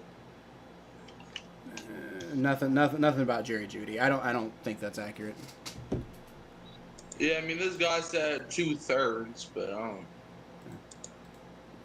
Philly Mike, I don't know where you got that from, but I can't confirm that at all. I don't see any evidence that that's true. Like, can you post the link where you found it at? Yeah, I'm looking at Adam Schefter's Twitter page right now. I don't see it. I don't think that's... I don't know where you saw that, but I think you might have gotten fooled there. So anyway, power rankings. Yeah. So I kept the Bengals at 5, and the reason for that is because they did exactly what? Because you're biased. No, they were already at 5. You had them at what did you have them at? You shouldn't. They're not a top 5 team. You put them down despite the fact that they won. Also, what do you mean they're not a top 5 team, Mikey? You had them You had them at 6, which was like one spot off of 5 last week. That was before they played the Browns. Mikey, have you ever watched this Bengals team in Week 1? Have you ever watched the Browns team in Week 1? That's completely irrelevant to what I'm talking about. The Bengals do this every year. In fact, what they did this week was exactly what they did last year in Week 1. Except they won this time. So that offense will heat up, and if the defense is halfway decent, that's what I've been saying all year. Like if the defense improves even marginally, then it's going to be a much better year for the Bengals, and they're right back in contention. So as of right now, I already had them at 5, and I don't see any reason to move them down. The offense has got to get better, but they will. They always do. How you know that? Because they always do. That's what I just said.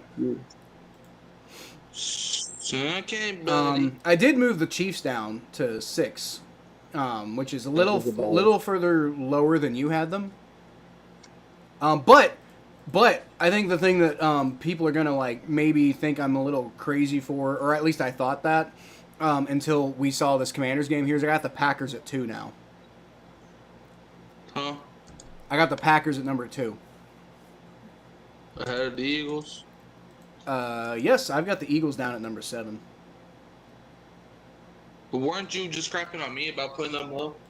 Or lower than you had? No. Yes, you did. Last week you said that you... Yeah, that was last week. That was last week. We've had a lot... We've had new evidence since then.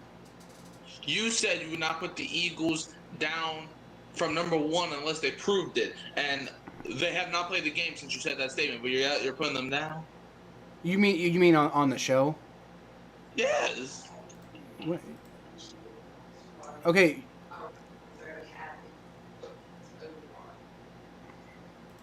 I don't remember. But you literally said that you were not going to put the Eagles down from number 1 unless they proved it, and they have not played the game since you said that statement. Well, obviously I lied.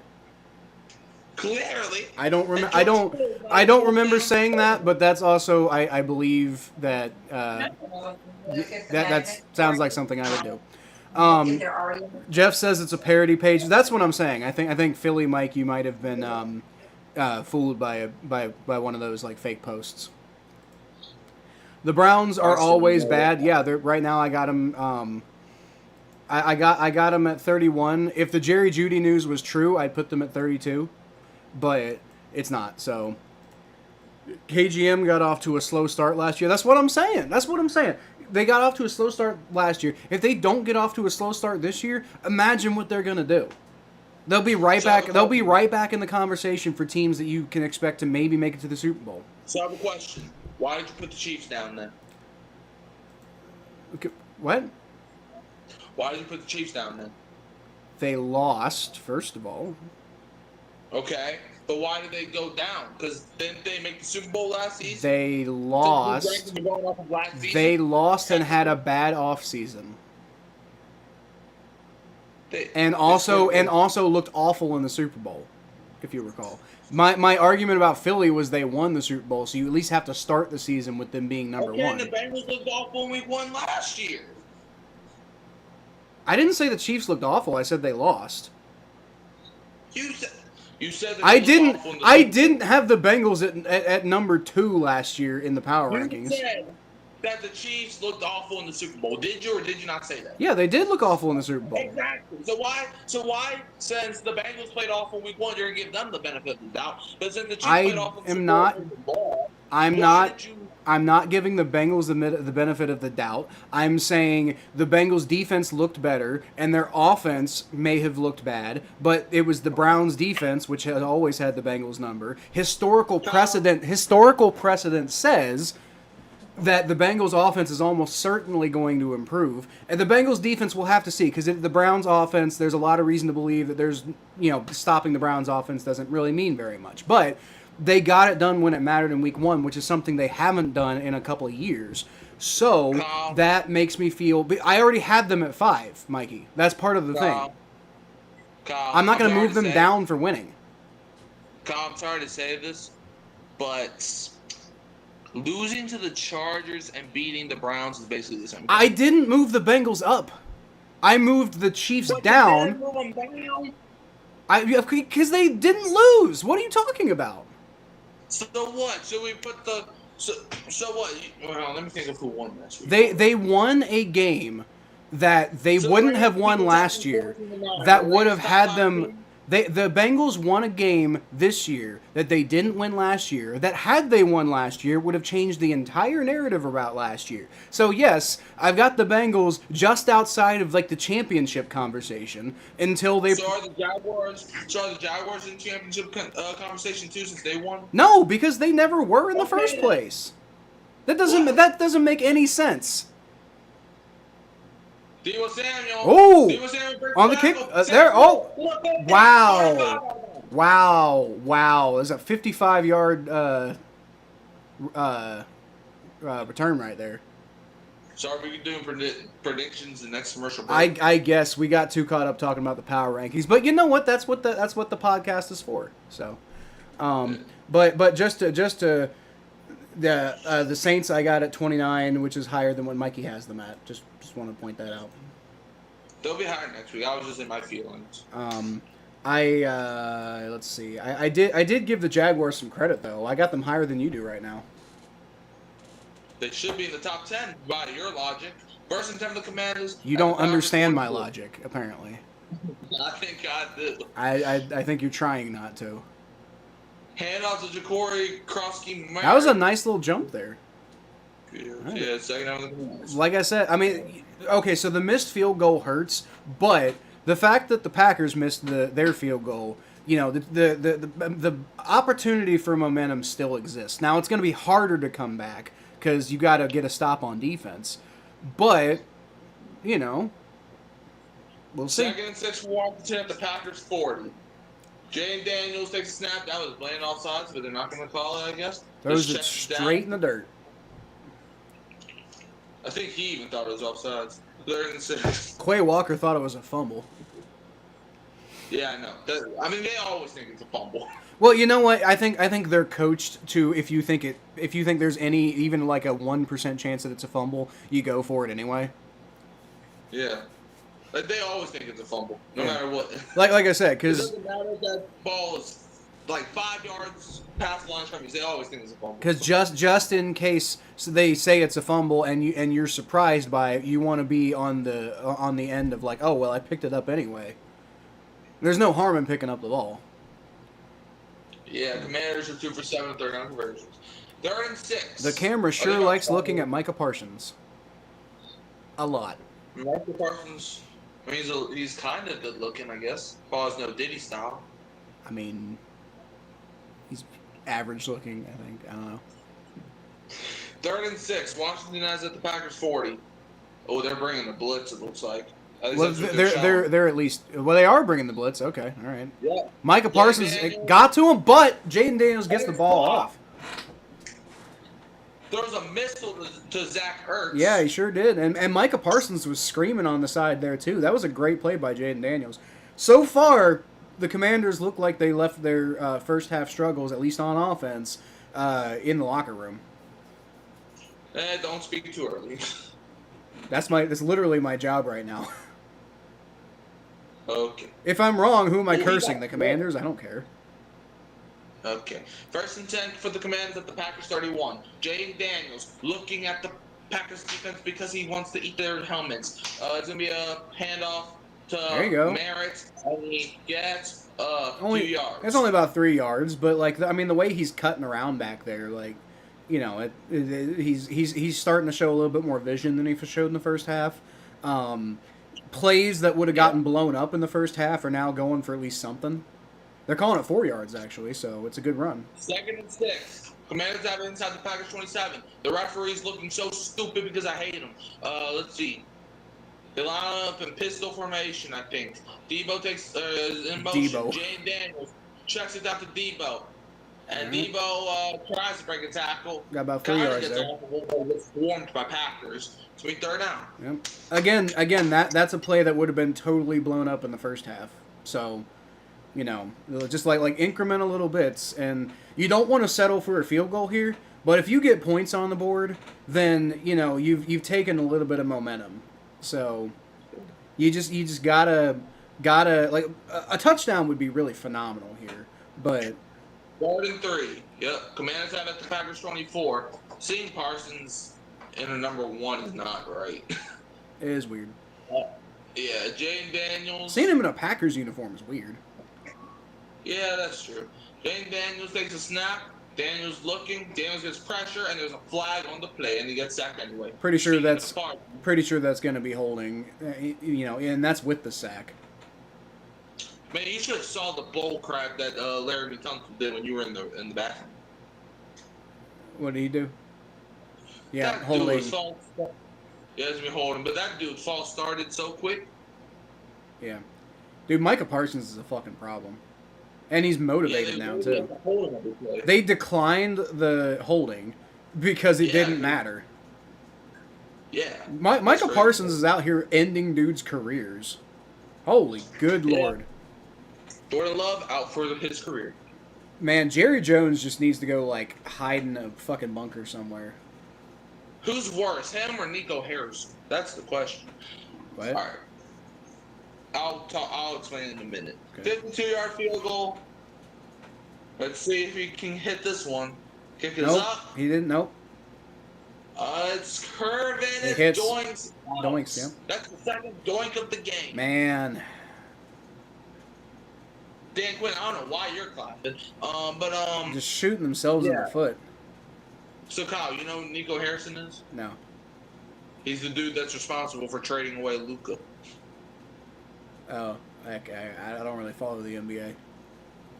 Well, he's the guy that everybody's saying should be fired immediately because he traded away Luka. And fun fact, Anthony Davis is already hurt. That's not good. It's not good for Nico. So, like, who's worse, Jerry Jones or Nico Harrison? That's the debate that's going to last long. Well, like, I don't know. It's hard to say. Because, like, I mean, Jerry Jones did, like, the Cowboys got 3 rings with Jerry Jones, right? Yeah. So, that's something to pay attention to. All right, so are we doing predictions now or what? Yeah, let's go ahead and at least get them started. So we're going to start this week with the Giants at Cowboys. Give me the Giants to win 25-22. Nah, I'll take the Cowboys in this one. The Cowboys, I thought, looked pretty, like, competent against the Eagles. They just, like a couple of extra plays here and there. The Giants, I just think, look awful. That's nice. So I think the Cowboys. I'm not even hesitating on that one. Bears Lions in Detroit. What you got? Bears 31-21. What? You heard me the first time, guy. Okay, The Lions suck. No, they don't. What? Yes, they do. They didn't look great against the Packers. You see how good the Packers look right now? Why? Because they're up 14-3 in the game that they should be blowing out. They should be blowing them out. They're not finishing very well in this game, but the way they are pretty much dominating this game, regardless of the fact that they only have 14 points. But that's what I'm saying. Like the fact that we're talking about them having only 14 points right now should tell you how well they're really doing in this game. The Lions are going to miss Ben Johnson. Maybe, but I think they'll beat the Bears. No, because Ben Johnson's on the Bears. I don't care. I don't think Ben Johnson's did a very good job with the Bears in Week 1. Okay, I don't think you did a very good job in Week 1 either. I actually thought I did pretty well in Week 1, personally. Okay. All right, we're back to the game now. From their own 42, Love is under center. Love loves. It's going to be a play action. Jordan Love. Winding up. Looking. Throw. Oh, my God. Luke Musgrave. Luke Musgrave Just catch for some. wide open, man. The Commanders are just... This defense, man. More open than the 7 seeds. Tom Grossi must be, like, losing his fucking mind, honestly. Probably. I mean, the Packers are They're definitely making the playoffs this season. They might win their division. I put them at number 2 in my power rankings for a reason. Now again, I cheated a little bit because I made them during the beginning of this game. So. Oh, when the Saints cheat, it's fine. Or when the Saints cheat, y'all want to throw our heads in the wall. But when the Rams cheat and you cheat, it's just fine. Well, I'm making power rankings, so that's a little different. Shut your mouth. 1st and 10, Love throws it out of. Just because a Commanders player on the sideline, like, oh, it's intentional grounding. Like, shut up. I think you're intentional grounding. Do you think it was in what? I think you're It was a weirdly combative thing to say for something that had nothing to do with either me or you.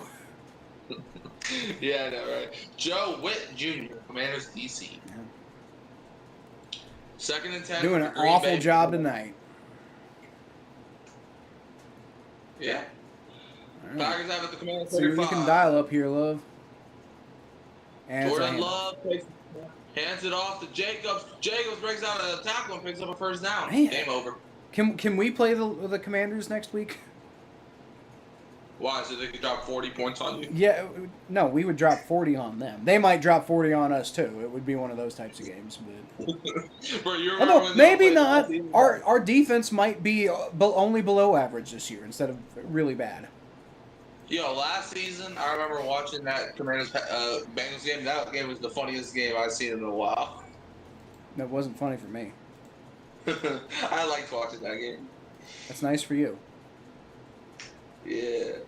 Fun fact: the Saints actually almost beat the Commanders last season. But Juwan Johnson sold that game too. 3rd and 1.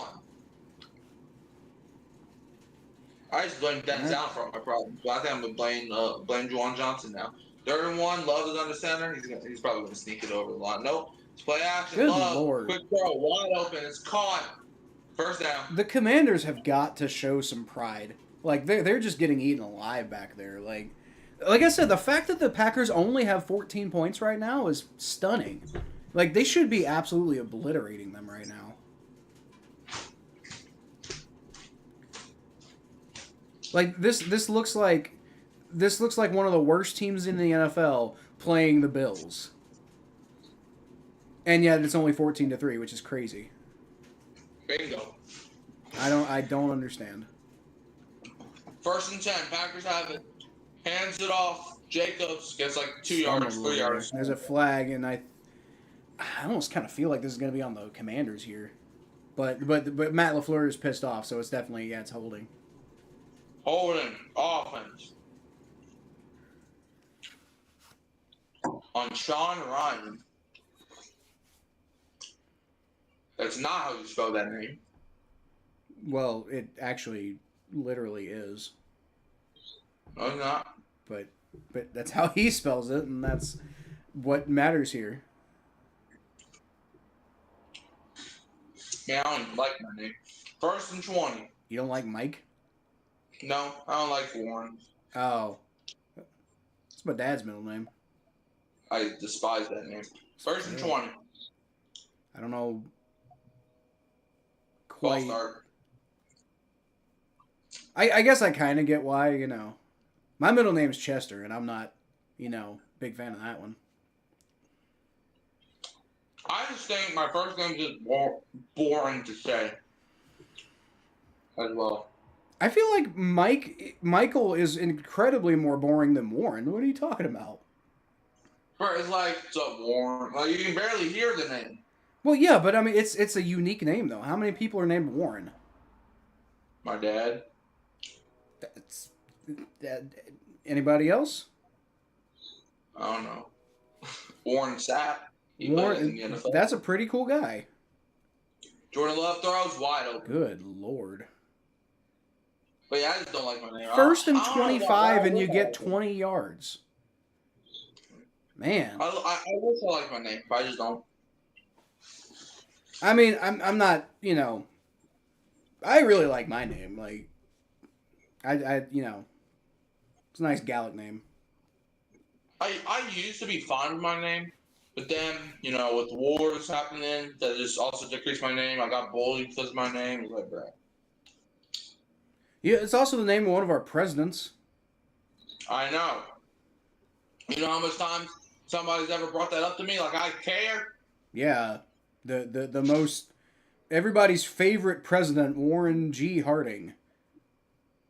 Like, bro, I don't even know who that is. So why does my sisters keep telling me, well, hey, one of our president's name was Warren. That does not affect me a little bit. Well, And why I don't like my name? he got shot. Well, that's also And the reason why I don't like my name. He was he tariffs. Bro, it feels like everybody's getting shot nowadays. Okay, but this is the 1920s though. Well, I guess they were getting shot up there too.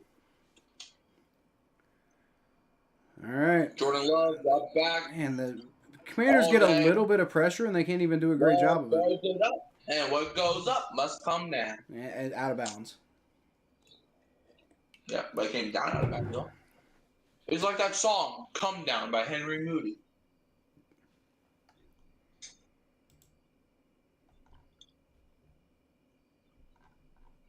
I wonder if Jordan Love could kick a field goal.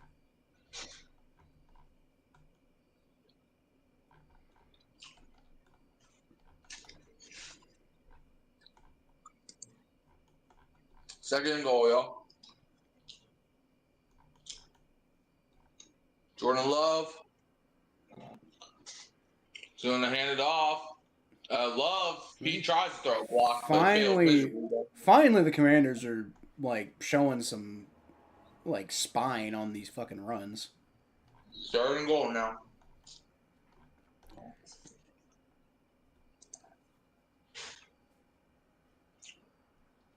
Oh, I'm sorry. He didn't get shot. Harding didn't get shot. I think his like abdomen exploded or something, and he died.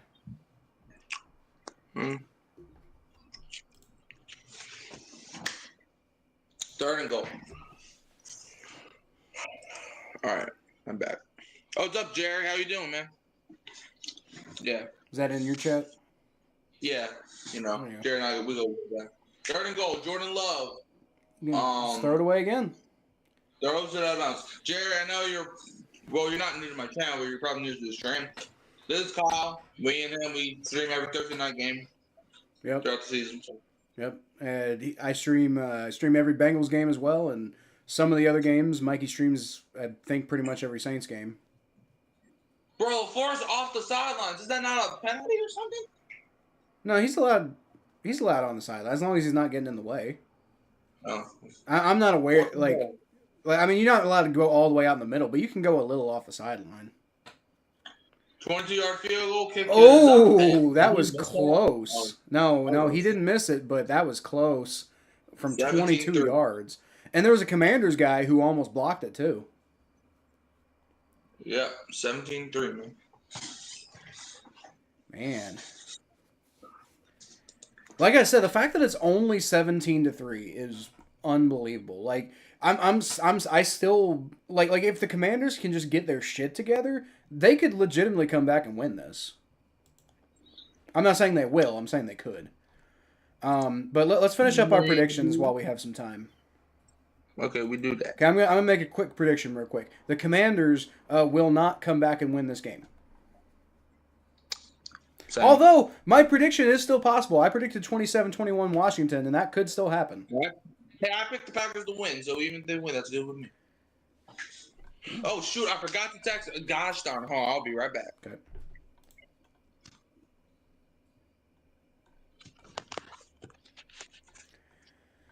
Yeah, so it has been a wild game so far between the Packers and Commanders. Not in terms of like a lot of intrigue, just mostly in terms of like the Commanders just look hapless out there, and yet still somehow are only like 11 points down from the Packers. The Packers have just been dominating. The offense moves with ease. The defense, Micah Parsons is making Jaden Daniels' life hell back there. And yet, it's only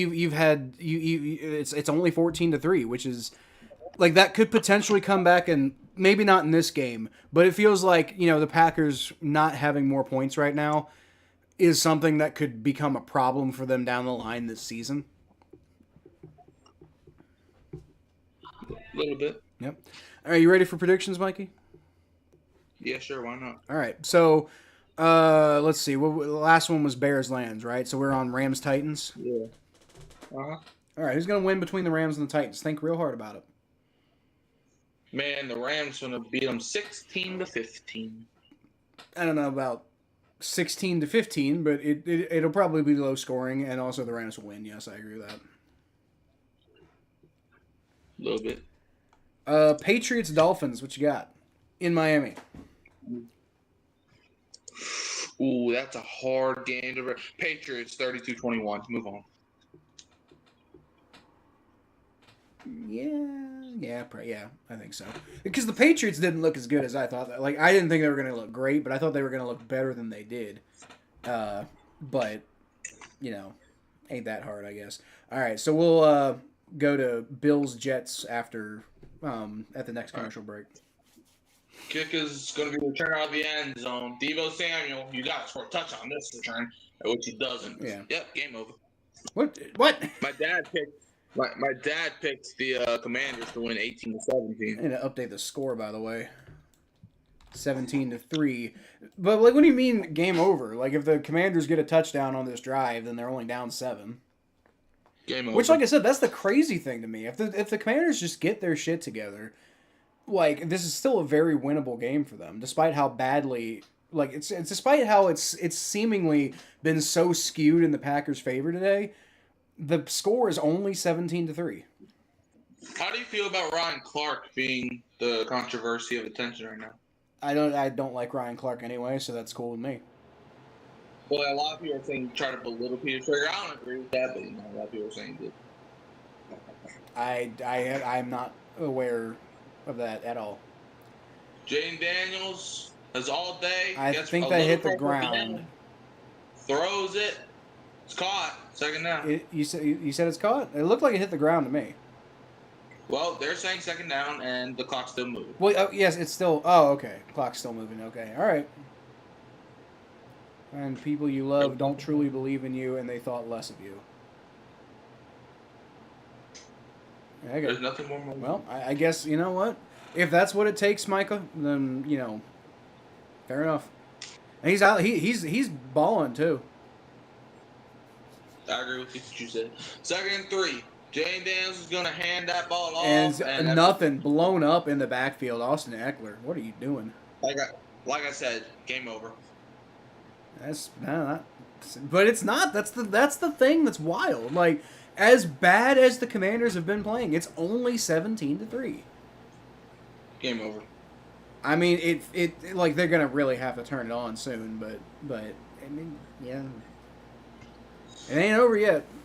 It ain't over. No, like, I mean, if the Packers get another touchdown, I might be there, but he throws and he had all day to throw and just threw it to, like, what?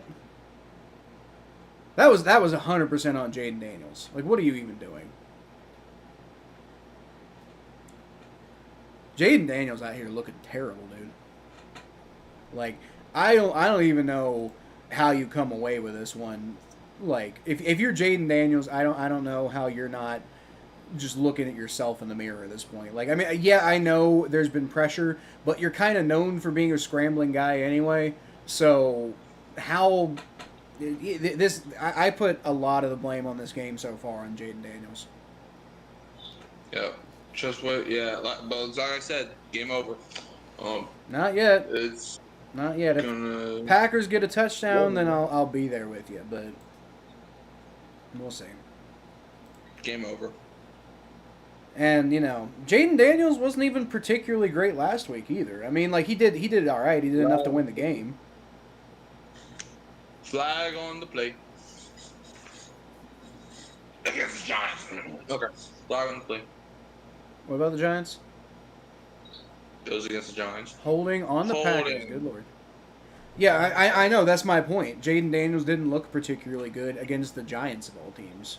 Like, I mean, he didn't look terrible, but he didn't look very good either.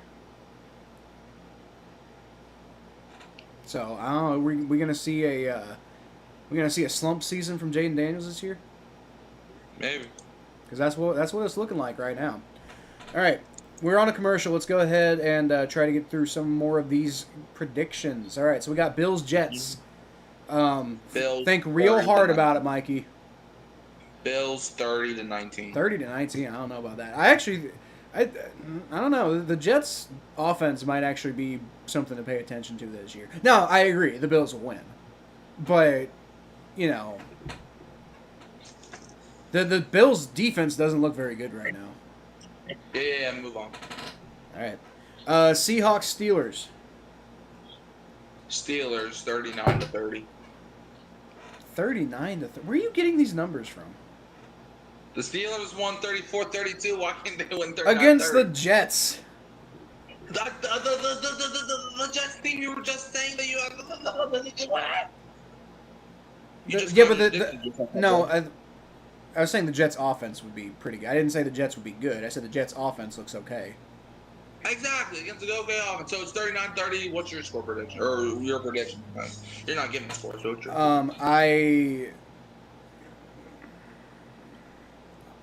I think it's going to be a way lower scoring game, honestly. I think Aaron Rodgers is going to stumble against what appeared to be a pretty decent Seahawks defense last week. I mean, they lost, but now, I mean, who wins? I mean, I hate everything about it, so probably the Steelers. But I think it's going to be like 20-17 though. Okay. But I'll be rooting like hell that I'm wrong. Ravens Browns in Baltimore. Browns 15-14. Really? Yeah. Okay. All right. I can't. I want to agree with you, but I can't. Okay. I can't. I just can't. I really want to. I hope you're right. The Ravens tend to struggle with the Browns early in the season. Yeah, but man, come on. With Joe Flacco coming into Baltimore, you think they're gonna let him like? I just don't see it. Okay. All right, back to the game. Browns dealing with Jameis Winston. First attempt to Green Bay, mother-loving cheesehead looking Packers. Packers have it at their own 9. Love on the center. Y'all got to get a turnover right here or something. All right, it's gonna be a handoff. Dude. The Commanders wrap him up. Second down. Was that Bobby Wagner on the tackle, right? Yep. Bobby Wagner, Fagner, Ogden. Whatever you want to call What? I wouldn't call him that first one. Not at least not on YouTube. Wait, what? What did I say? Yeah, I'm not gonna repeat it. Okay. Well, I don't even know what I said. I think you can probably reason what you said. I said like what? Bobby Wagner, Fagner, Yeah. Wagner. Yeah, so I'm gonna say don't call him that one. Okay. Well, I don't even know what that means, but okay. Hands it off to Josh Jacobs, and Jacobs just gets roughed hand. I think I'm glad you don't know what it means. Maybe that word's going out of style. What? I'll tell you about it after we stop going live, but I don't want to say it on my channel. Is that the moon? That is the moon. Maybe that's what's happening. The moon is too close, and so all of Jaden Daniels' footballs are instead of being thrown where he wants them to go, he's not accounting for the extra moon gravity. Yeah, 3rd and 8. Packers have it inside their own 11.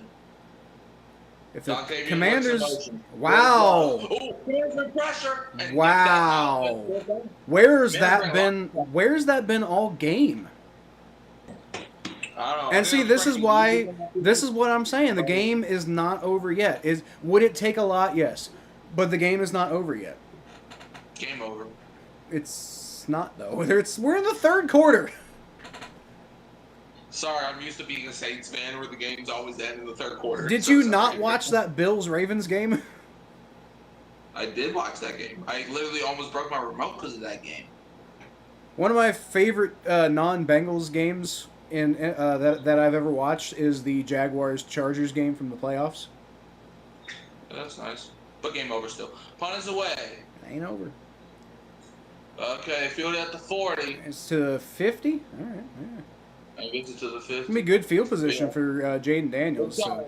I'm used to the Saints games ending in the 3rd quarter. You understand me? Got to actually do something here, though. And yes, I do understand you because I've been there as a Bengals fan before. No, you Not recently, but I have been there. No, you haven't. Yeah, yes, I have. Didn't you win the Super Bowl like every single season? Oh yeah, that's right. We did win the Super Bowl You're right, Mikey. Thank you. You're right. No.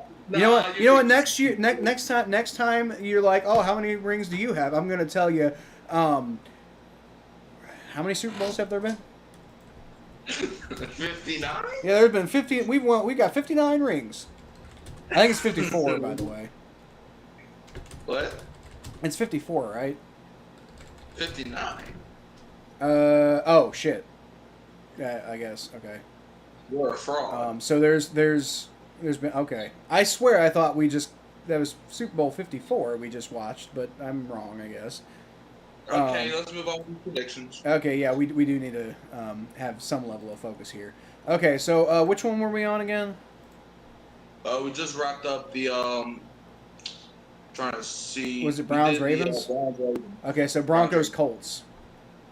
Broncos Colts. Let me scroll down. Broncos 18-15.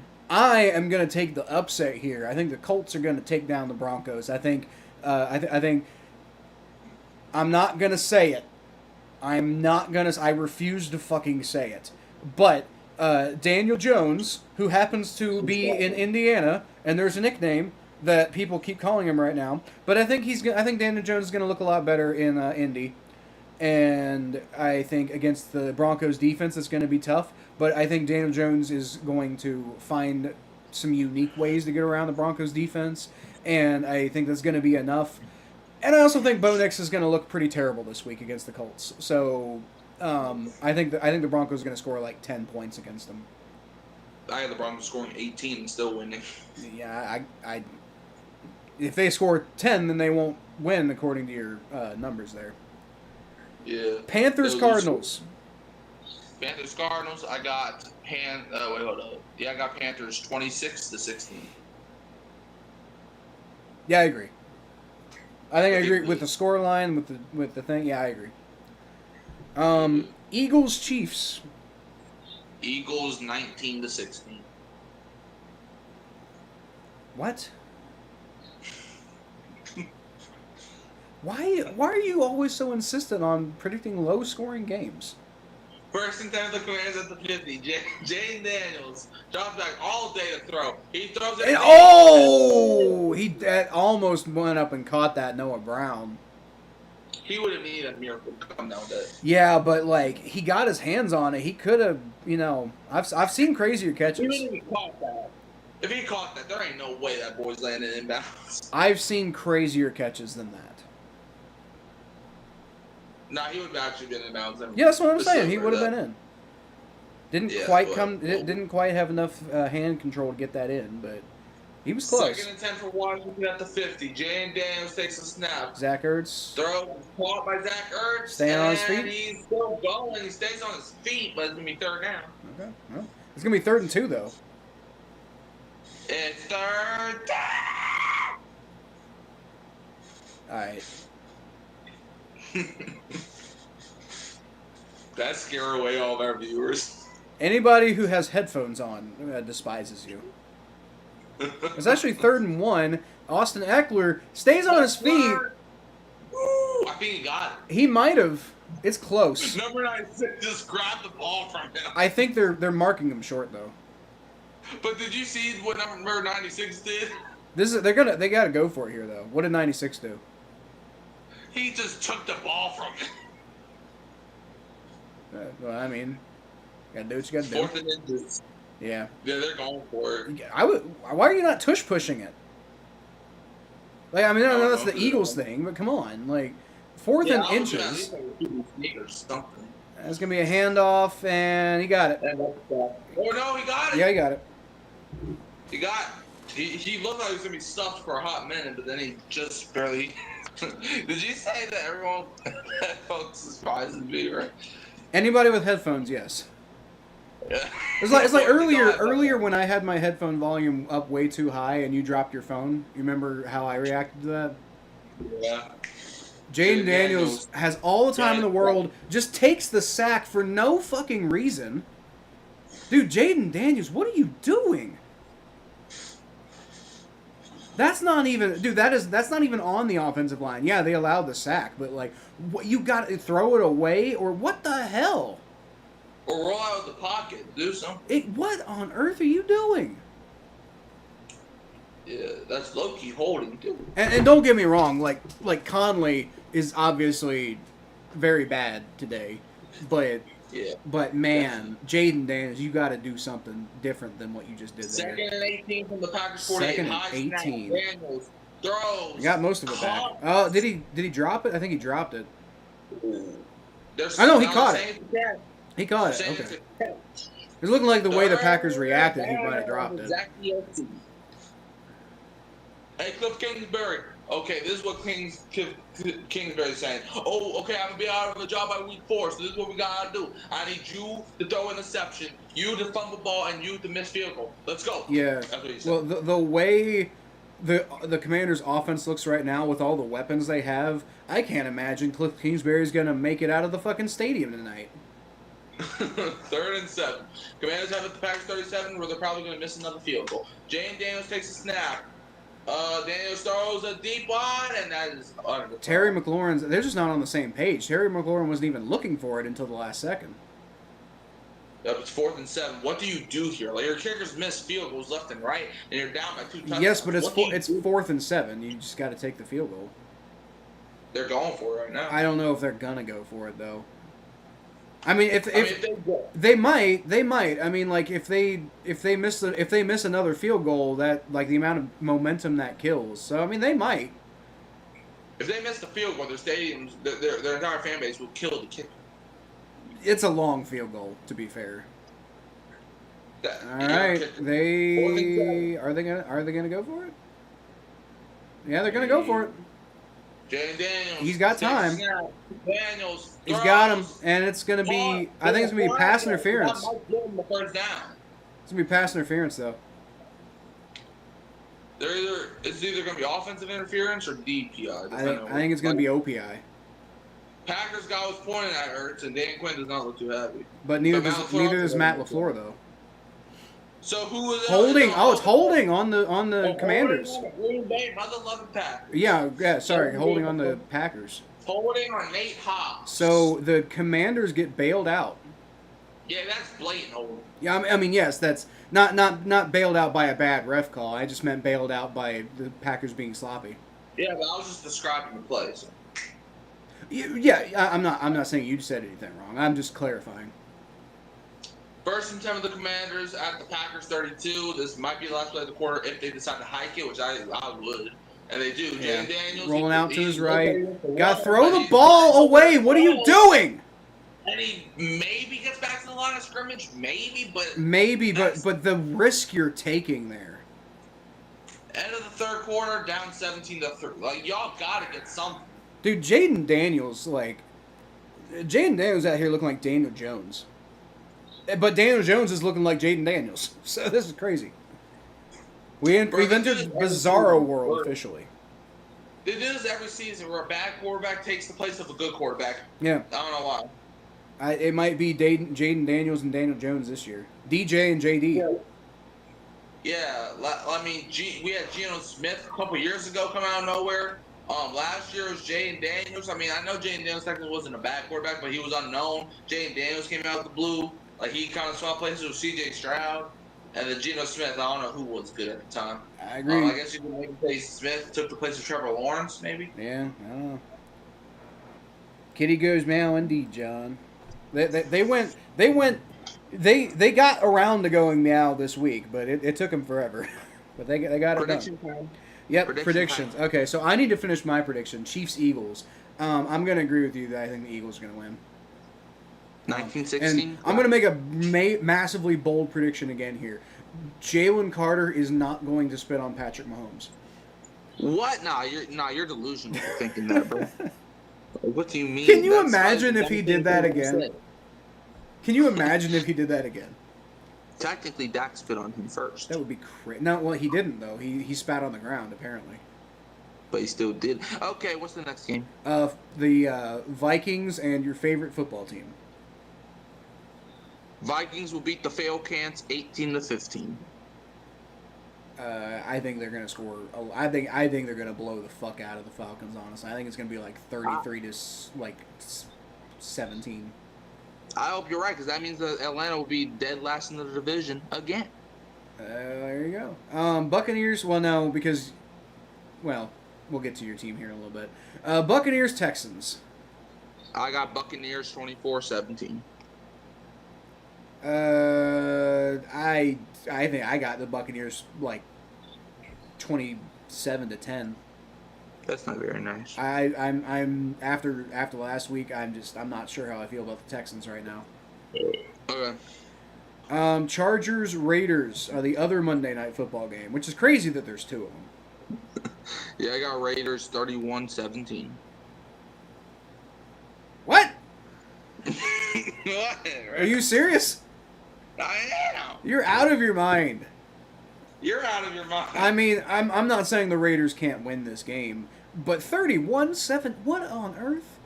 I think the Chargers. If I pick a low-scoring game, you complain. If I pick a high-scoring game, you complain. Like, right. No, well, first of all, you've got one team scoring high. You're saying the Raiders are just gonna like obliterate the fucking. Jay Daniels rolls out of the pocket and basically gets sacked. I don't know if he got past long. He did. He got about a yard. It's third down. Third down. What on earth is happening right now, man? Amazon Prime, y'all did it again.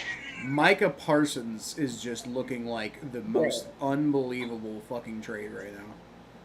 Amazon Prime, bro, they are having a terrible life right now. Jaden Daniels must be like I just wonder if like is Micah Parsons imagining Jerry Jones in place of Jaden Daniels?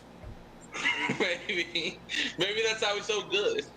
Maybe just pretends the quarterback he's stacking is Jerry Jones. Commanders use their first time out. Anyway, I think the Chargers are going to be the Raiders. So we will get to our teams at the next commercial. I mean, they just called a timeout, so I guess we can do it while they're on timeout. It depends on if they go to a commercial, if there's just a quick timeout. Because it's our teams. You know we're going to want to talk about them.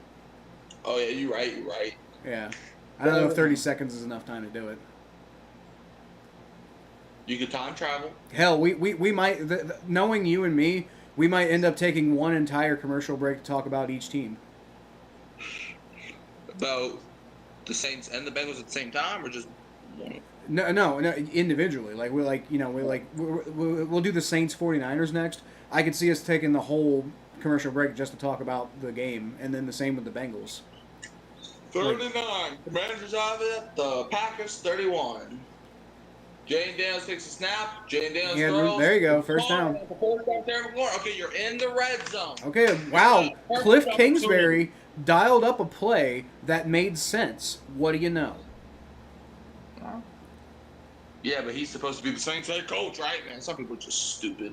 First and 10 for Commanders. I think people have this bias towards former NFL head coaches and just thinking they're automatically one of the best candidates for the job. Yeah, I just don't understand. Why do you think Dennis Allen keeps getting work? I don't know. Jane Daniels throws. Ooh, nice! And he's got it. Oh, he's in. Touchdown. Touchdown! There you go. Washington finally getting in the end zone.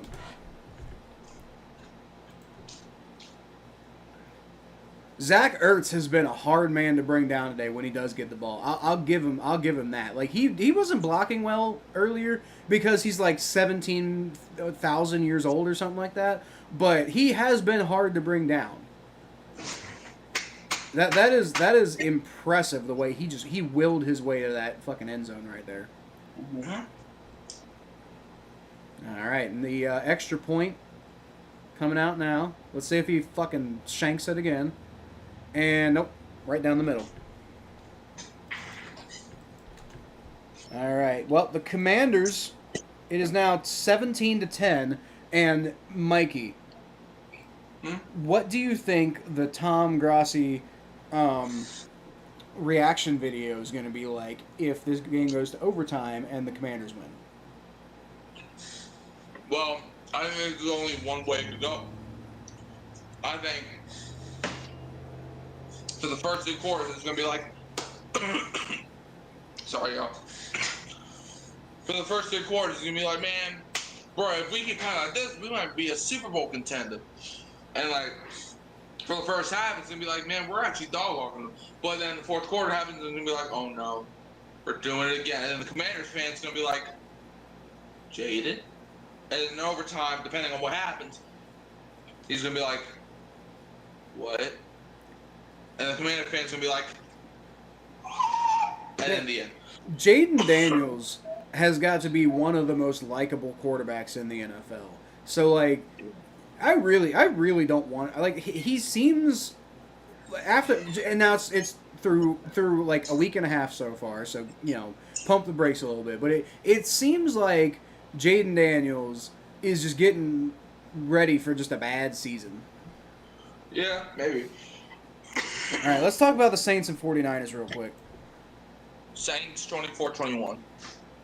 I think the 49ers. Now, I am going to predict a pretty low-scoring game in this one. I think You think Mac Jones can beat the GOAT? Who, Spencer Rattler? Yeah. Well, you put up 13 points against Arizona, so... We technically put up 20. No, you didn't. Yes, you did. No, you didn't. We did, because Juwan Johnson should have caught the damn ball! Well, you know what? If that counts, then the Bengals beat the Patriots last year in Week 1. Man, I'm still pissed about that. 4 days later, I'm still grieving. But, yeah, so I think the Commanders gonna... Not the Commanders. I think the 49ers are going to win this game against the Saints. Why? Give me one reason why. Because the Saints suck. So do the 49ers without Brock Purdy. I don't think Brock Purdy's all that important. They barely beat the Seahawks, bro. Because Brock Purdy isn't all that important. So if he's not all that important, they're taking him off the team. How are they going to beat the Saints? Because he's not all that important. Like, what do you mean? Like, I think Mac Jones could honestly come out and do a comparable job to Brock Purdy. Bro, you're sleeping on us, bro. Just like the entire nation. You had them at 32 in your power rankings. Well, I can do that. It's my team. I can do what I want. So you're sleeping on them too, then? No, I'm not.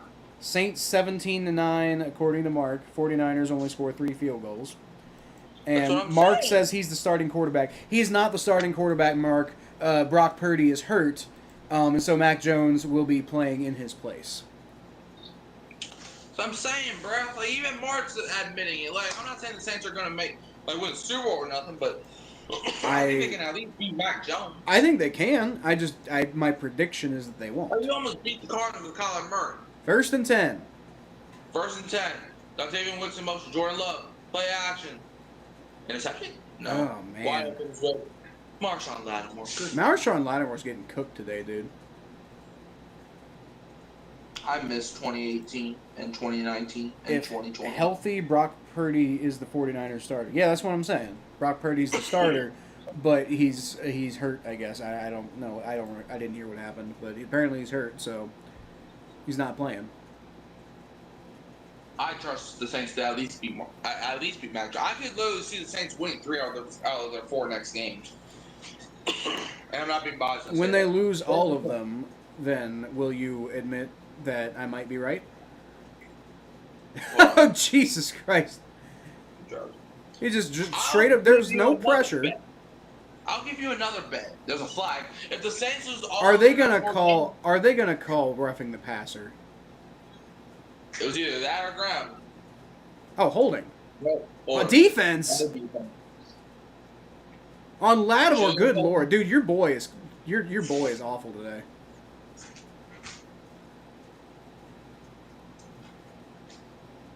My God, Lattimore, you were just like that's a big part of why the Commanders are losing right now, because Marshawn Lattimore is just getting cooked over and over and over again. I have a question, Kyle. He looks like Eli Apple out there. Okay, don't ever mention Lattimore in the same sentence as Marshawn Lattimore looks like Eli Apple. Shut your mouth. But Did the Saints win the Lattimore trade just yet? What did you get out of him? Jordan Love throws, drops. I think you could argue that's pass interference. And I'm not saying I would. I'm just saying that the Bengals have been called for pass interference on that many times. And it's BS every time. But, you know. So what'd y'all get for Lattimore? I'm trying to... Hold on. I know we got some draft picks out of it that we already used up. We don't have any picks from I promise you didn't use them on anybody good. So probably nobody won the Lattimore trade. We drafted some good players. Who? Jonas Sanker. No, I meant with the picks you got for Lattimore. That's what I'm saying. Jonas Sanker. Who's that? He was a safety that we got in third round from the Lattimore trade. And he's good? Yeah. I've never heard of him before. Yeah, because he didn't play, but like from what I've seen when he did play, he was pretty freaking good. I don't think that counts then. If he hasn't played a lot. But he's good though. Let's see. So the Saints got a 3rd, 4th, and 6th round pick. And the Commanders got Marshawn Lattimore and a 5th round pick. I'd say probably the Commanders won the trade because Marshawn Lattimore was pretty good for him. He's awful today. No, he wasn't. Was he not? I swear I thought I remember him being good. There's a flag on the play, and I think that's going to be a pass interference on Tucker Kraft. The biggest conversation last season was how bad Lattimore was. Oh. Okay, I guess I'm just remembering that completely wrong. He was good with the Saints, but like when he was in Washington, he was getting. I don't know. It's on the Commanders. All right, man. Like, remember everybody saying that the Commanders were going to be really good this year? Yeah, they look awful. Yeah, I mean, Mark makes a good point. Oh, yeah, that was clear holding.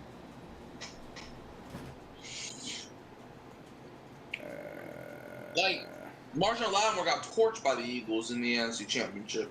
Commanders actually only hold him at 2 yards there. Josh Jacobs picks up like 2 yards, second down. With all of everything that's happening right now, they're still only down 7 points, and we're early in the 4th quarter. 2nd and 8.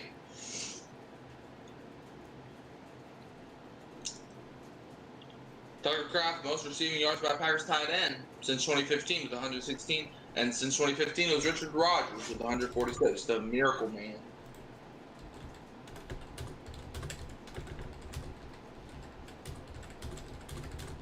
Yeah, look, I love Lattimore to death, but he was bad last season. That's going to be a direct running back snap there. Oh my God! Savion Williams, and he's going. He could have had more, but he tripped. He didn't do that,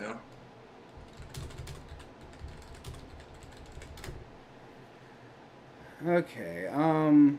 So the Saints took Jonas Sanker, who you're saying is. I still.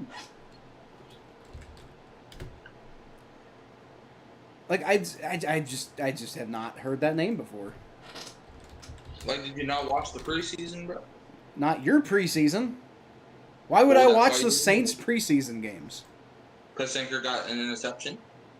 Hands it off to Matthew Golden. Goes to the outside. Man. And it's going to be 2nd and 2 or 2nd and 1. One of them. So he got in for one single snap against the Cardinals. But Julian Blackmon's out now, so now we can see what Sanker has. Okay, I don't... Saying that you won the trade because you got a guy who's played one single regular season snap, I don't know if that counts.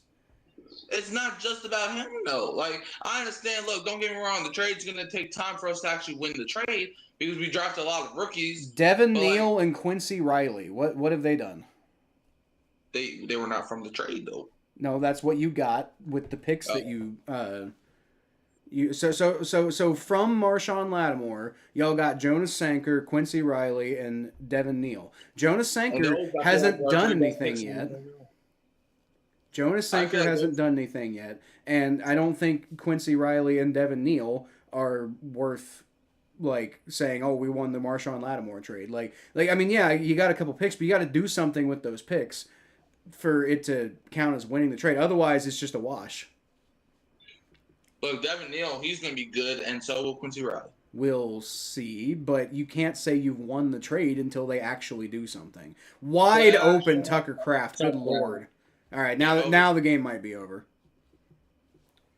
Game over. The game might be over now. I might be willing to concede that. And we got 8:57 left to go in the fourth quarter. That's tough, dude. But Lattimore actually might be washed though.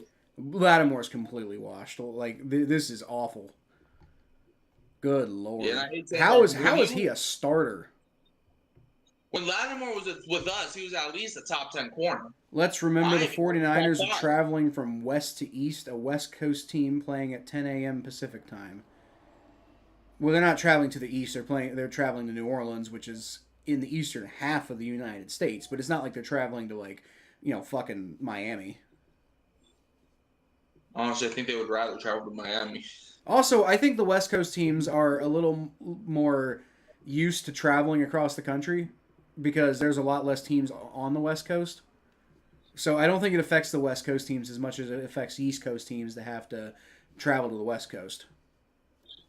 No, you're just lying through your teeth. All right, what about the Bengals game? Okay. Yeah, let's talk about the Bengals game. So Bengals Jaguars.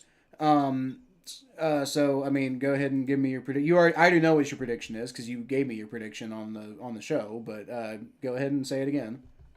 Jaguars 17-15. But I don't understand why you think we're only going to score 15 points against the Jaguars. Also, scoring 15 points in general is an impressive feat alone. Like that's like you got to get to 12 and then get a field goal. Yeah, you do. Good math. That's wild to me. But no, I don't think that's. I think the Bengals offense is going to be better this week. I think the Browns like the thing that because you were just talking over me and you wouldn't listen, but the thing I'm referring to our conversation from earlier. The thing about the Browns defense is the Browns A have a really good defense and B very specifically every damn year have the Bengals number. So I wouldn't take the Bengals offense in week 1 against the Cleveland Browns as any sort of indication of what they're going to look like this year. All right, so because games don't matter. This is going to be. No, I'm not saying games don't matter. I'm saying you can't take every game as literally like that. As you gotta have precedent. You gotta look into it deeper than just what the final box score was. Yeah, because you know what? Yeah, you're right. I think I should have the Panthers at number 1 because realistically, they played good later down the stretch last season. That's the opposite of what I said. That's the logical leap of what you're saying. You can't. I'm saying you can't take every game literally. That's what you're trying to do. You're like, oh, the Bengals were bad against the Browns in week 1, therefore they're going to be bad all season. That's the same thing as saying the Panthers are going to be really good because they had, they didn't have a good game. But in theory, if they did have a good game, that'd be like that. That'd be like saying that.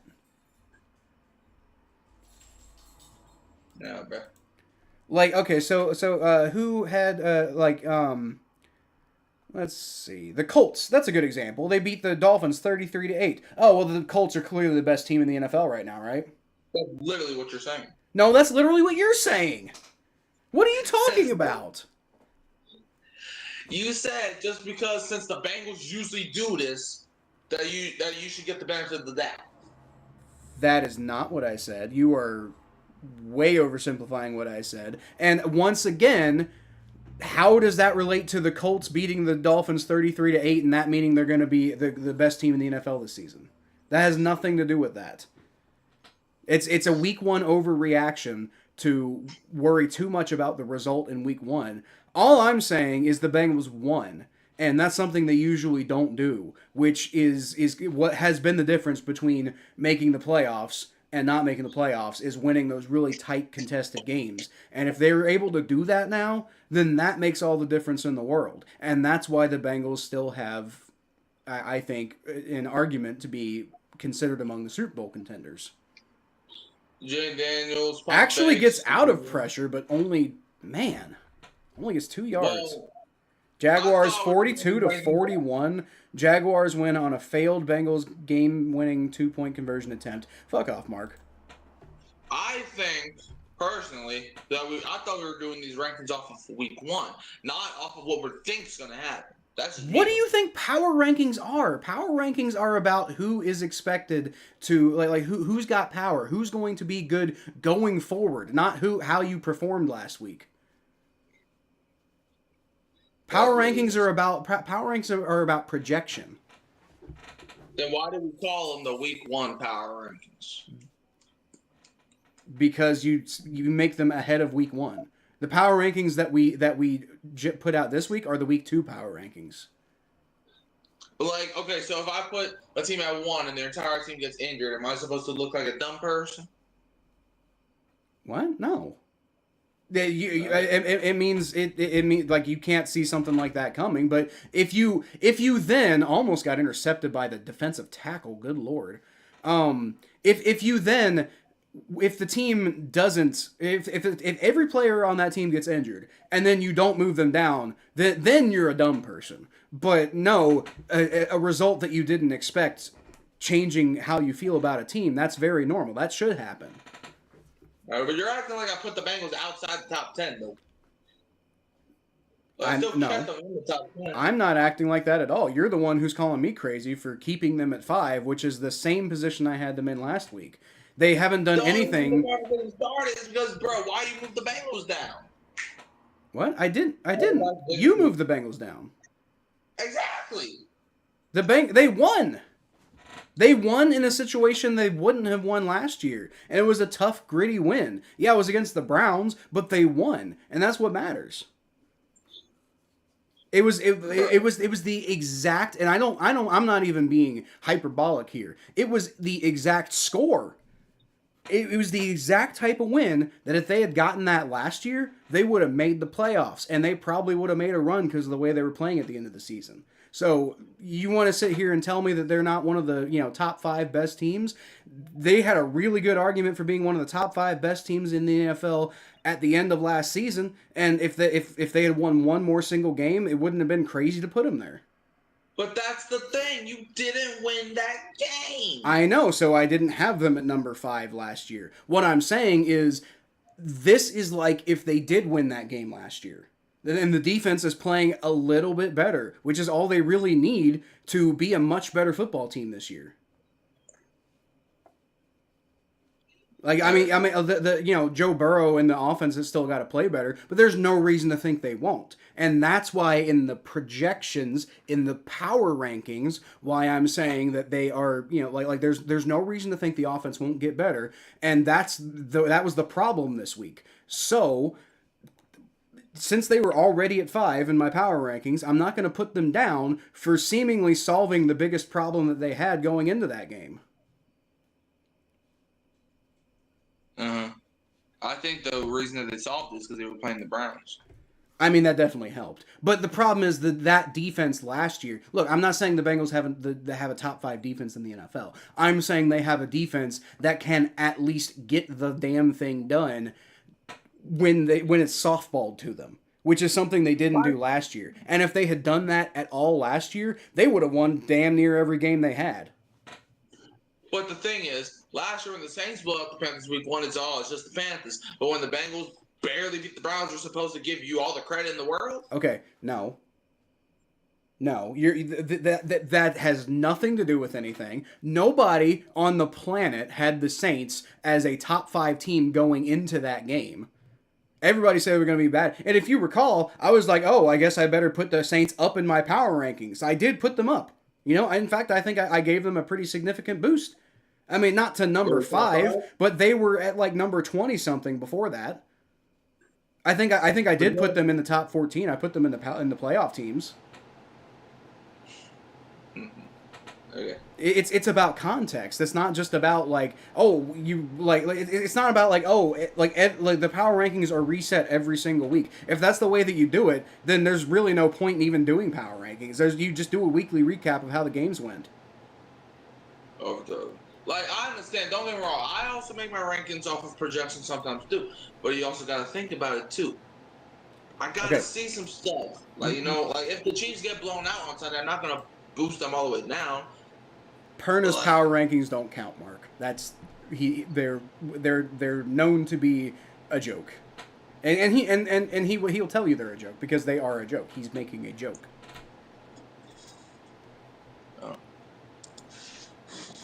2nd and 10. Matthew going in motion. Hands it off to Jacobs, and the Commanders, they get him, but he gets like 2 yards, 3rd down. That's okay because they're in field goal range. Yeah. This game's over. This game's over. Yeah, it's like the Commanders had a shot and they blew it. I'm just saying. Still watching.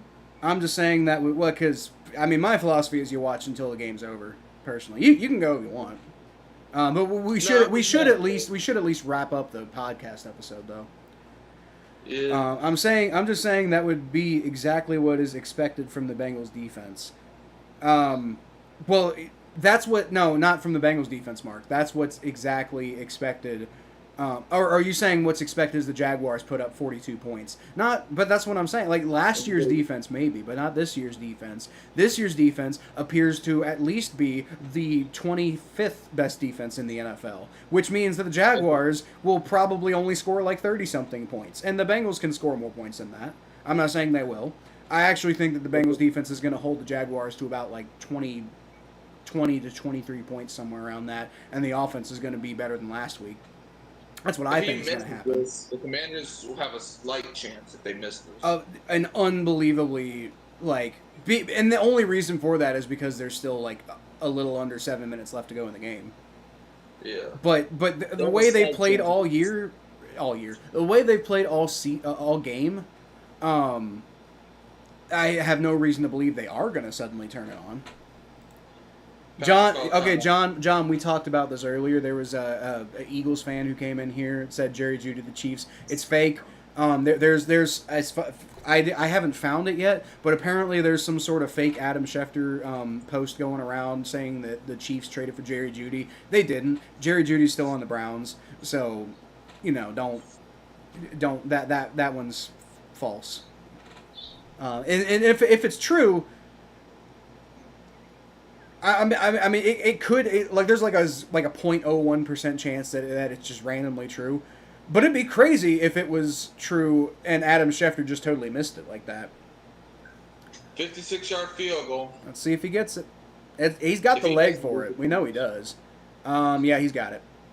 Yeah, game over. Game over. I mean, the game was already over, but. Well, now the game's like officially over. No, it's not as any more over than it was before. But like if he missed it and then they go ahead and score a quick touchdown, like a 2-play touchdown. They're not going to do that anyway. But there was a chance. Not much of one though. And I think there's just as much of a chance now because I think my score is wrong here. Was it 20? It's 27-10 now, right? Yeah. Because they were up by 2 touchdowns. Now they're up by 2 touchdowns and a field goal. It's not that much different. You gotta update the quarter, buddy. No, I don't. Yes, you do. No, I don't. Oh God. It's the fourth quarter. The fucking screen's yelling at me. You see that? What? Oh shoot. It was all over the whole screen. Actually, even if the Packers make this field goal, they would only be up by 2 scores. Still 16 points is 2 touchdowns. That's what I'm saying. This field goal, I don't think really changes. I mean, it does kind of rub salt in the wound. You know, it kind of demoralizes the Commanders into thinking that they even have a shot of having a comeback. But I don't think functionally it actually makes any difference.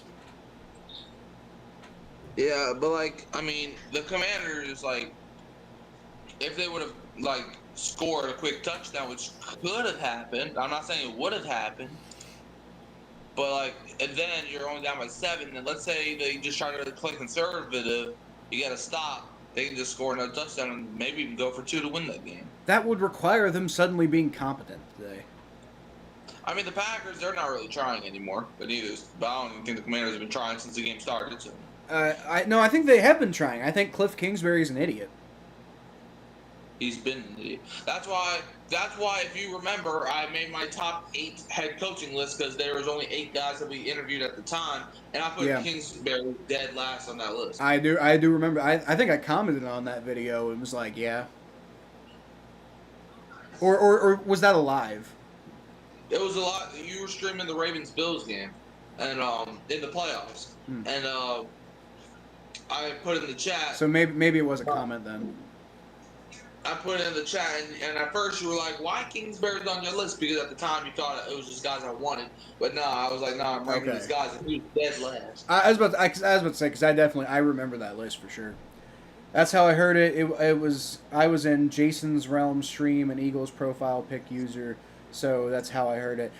Maybe that was the guy. Maybe that was the guy who was here earlier, like Philly Mike OG. No, I don't think that's who it was. But it was a Philadelphia Eagles fan who was in here. It must have been the same guy. It must have been the same guy who was in Jason's Realm stream. He came in here and said that there was a Jerry Jeudy trade, but I think he's full of shit because there's no Jerry Jeudy trade. Mark, I said the Dolphins were going to be feces. The Colts whipping the Dolphins tells us the Dolphins are going to be feces. I said that. Yeah, did I not? Yeah, I'm confused what that's in reference to. I was the only one here with the Dolphins at number 32. Yeah, I told Mikey that that's too low. Now I also didn't think the Dolphins were going to be good, but I had them like in the mid-20s. But no, they're clearly awful.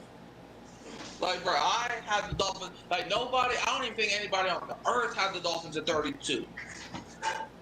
Other than your boy. Your boy's a mind reader. Second, like, I knew that. Well, I'm not gonna lie. I still had the Dolphins beating the Colts. I thought they were at least gonna be able to do that, but they couldn't even do that. It would be really funny if the Commanders actually did manage to come back and win this game, though. I will say that. The Patriots did come back down 20-3 before, so I guess anything is possible. You just had to throw that one in there, didn't you? Huh? You just had to throw that one in there, didn't you? I had to, man. You just really, really had to. It's the most iconic comeback of all time. I know, dude, I called it. I called that comeback. Like before the Patriots started coming back, because like everybody on the planet was rooting for the Falcons to take down the Patriots because they hated the Patriots so much, and they were ready for the dynasty to be over. And I looked at, like, I remember I was in my college dorm watching it. They ordered Chipotle. It was like a catering type of thing, and we were having like a watch party for the Super Bowl. And I looked at the guy sitting next to me, and I think he thought I was crazy, but I was like, I actually think Tom Brady's going to come back and win this game, dude. Yeah, I mean, I predicted the Jaguars come back against the Chargers a couple years ago. I think I remember that. Yeah, you did. Yeah. You predicted it in my stream. You said like they're going to come back and win, and I'm like, I hope so. Yeah, because I honestly, like, they were gaining momentum when I said that, but like it was still a long shot for them to actually win that game when I said it. Yeah, I think when I predicted the Patriots comeback, that was a little bit more of a long shot than when you said it for the Jaguars. Yeah. But that's still like, yeah, it's a comparable thing. Yeah, 3rd and 10, Jane Daniels, he throws. Got Debo. There you go. And he gets the first down. Yeah, so, they're taking too much time off the clock though. You know, like you got to find ways to get it out of bounds. Somehow win this game, you got to score a touchdown like right now. Yeah, you got to find ways to get out of bounds. Austin Eckler's hurt. And Eckler is hobbling right now. Now he's going back down on the knee. It's either cramps or it's really. I'm thinking cramps, like Charlie Horse, because the way he's like kind of reacting there. Austin Eckler. That sucks, man. Yeah, he was open too. That's no, yeah. That's a non-contact injury. It looks like his Achilles might have snapped. Shoot, is that a season-ending injury? Well, if that's actually what happened, it depends on if it's a sprain or not. That's a non-contact injury. Now the team's huddled around him. On the Commanders field, no less. A field that is known for notorious for just being in absolute like dog shit condition. Oh wait, no, this is Lambeau. Well, never mind. Yeah, I'm about to say it's not the Commanders field. So it's just weird. It's weird for me because the home team is the one wearing white. Don't they usually do that? No, usually the home team wears like the more colorful jerseys. Mm. Yeah, I saw. Except for the Cowboys. The Cowboys are known for wearing white at home. Yeah. Well, that's because that's like one of their primary colors. So. Austin Eckler is absolutely beside himself right now, so that might be like a more serious injury. Yeah. 1st and 10. Commanders have it inside the Packers 34. Jane Daniels out of shotgun.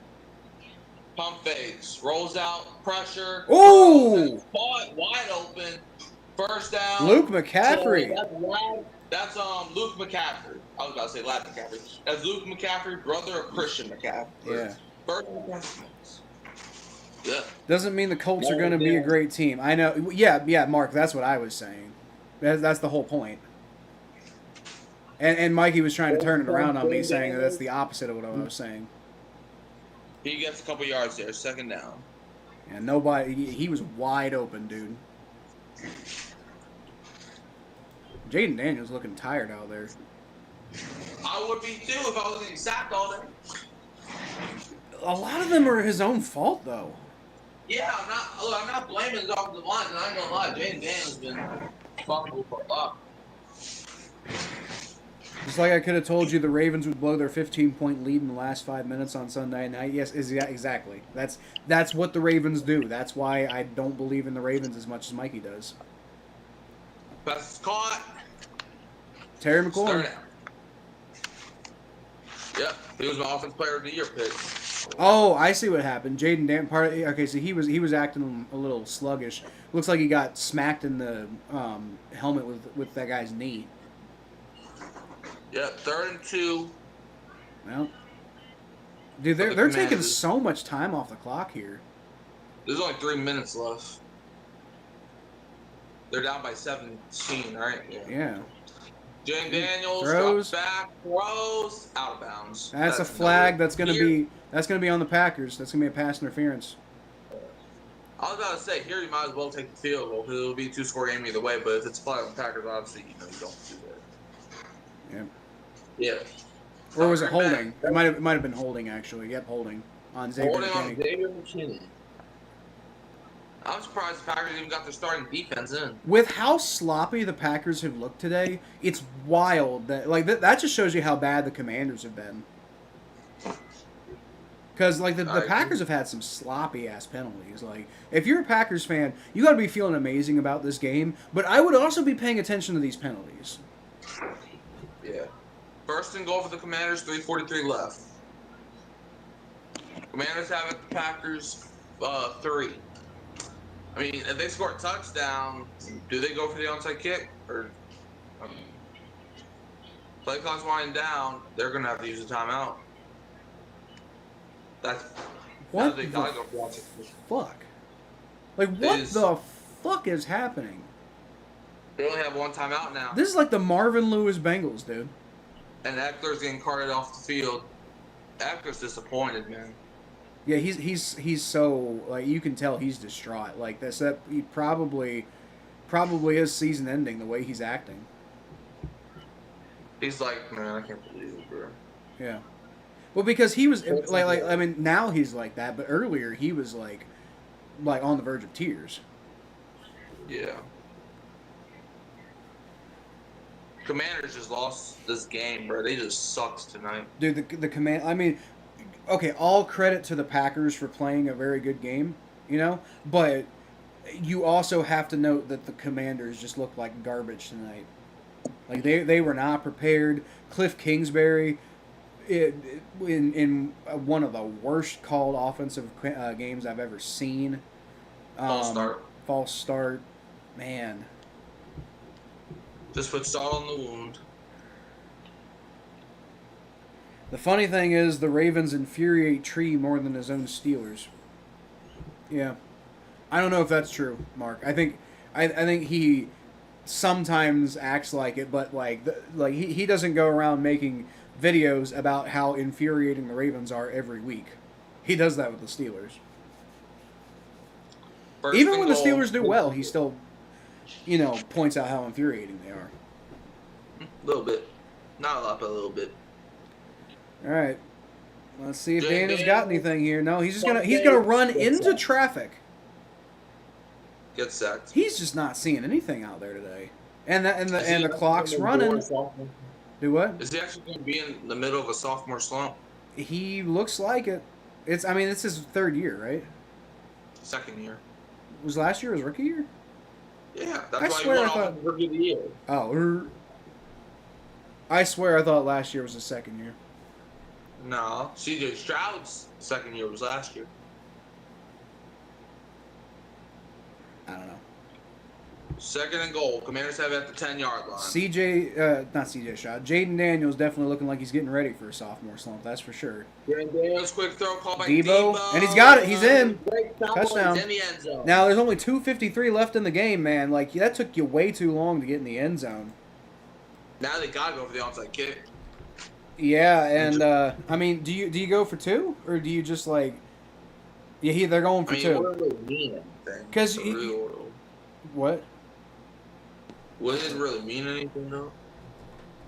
Well, yeah, because I mean, you're so far behind at this point. If you don't go for two and then get another touchdown and go for two, then you're behind. Like the only reason you have a chance at being down by 2 scores instead of 3 scores if you go for 2-point conversions both times. They're going for 2. Yeah, then they have to get it. That's the thing. 2:53 left. They're going for 2, obviously from the 2-yard line. Jaden Daniels. Let's see, takes That- snap. Yeah, I was about to say somebody jumped. I think that's going to be now. That's going to be a 2-point. I think this is going to be neutral zone infraction on the. That was a ball by Luke McCaffrey in the end zone, and I think they're going to get the Packers. I think it's going to If be it was offsides. offside, Yeah, it was offsides on the Packers, but they're going to decline it because they got the 2-point conversion. No, they're going to enforce it on the kickoff. Oh, okay. Well, there you go. Yeah, you have that option, I think. The thing is, All right, he knows what to 27-2. expect from the Steelers. Yeah. All right, Yeah. now 27-2, y'all. Yeah, Mark, but I think that's the thing. Like, the reason why people are infuriated by the Ravens is because they don't expect this from the Ravens. But Ravens fans do, I think, at this point, expect this from the Ravens because they do it all the damn time. This is what I've been saying about the Ravens. This is what I expect from the Ravens because the Ravens do it all the damn time. So, man, what is going on with my camera?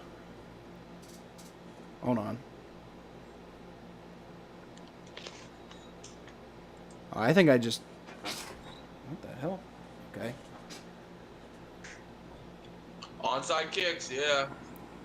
Apparently they're 3 for 50 last season on onside kicks. The Saints are not one of those 3. All right, Commanders, they got Is that right? I think that's right. There we go. Okay. I don't know why it took me so long. If the Commanders recover this, then they have a maybe. They might, They gotta get it. but I mean, how often do teams even recover onside kicks? Honestly, I mean, Atlanta recovered 3 onside kicks against us in one game before when was that? in 2019. Yeah, that's what I'm saying. It's a long time ago.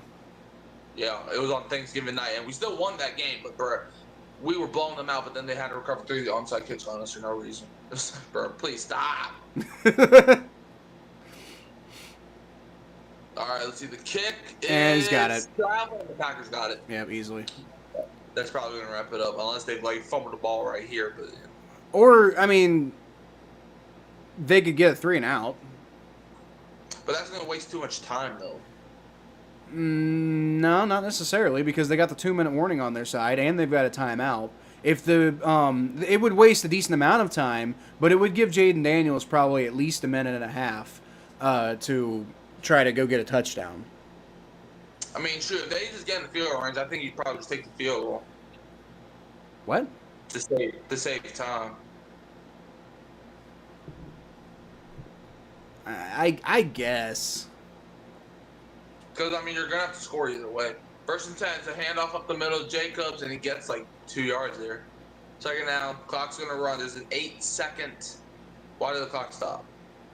Did the Commanders call that timeout now? Yep. Okay. All right. Now they're out of timeouts now. Well, they only have one timeout with 2-minute warning coming up. But other than that, it's going to be cruise sailing from here on out.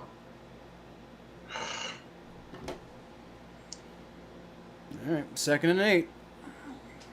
2:48 remaining in the game. 2nd and 8 for the Commanders.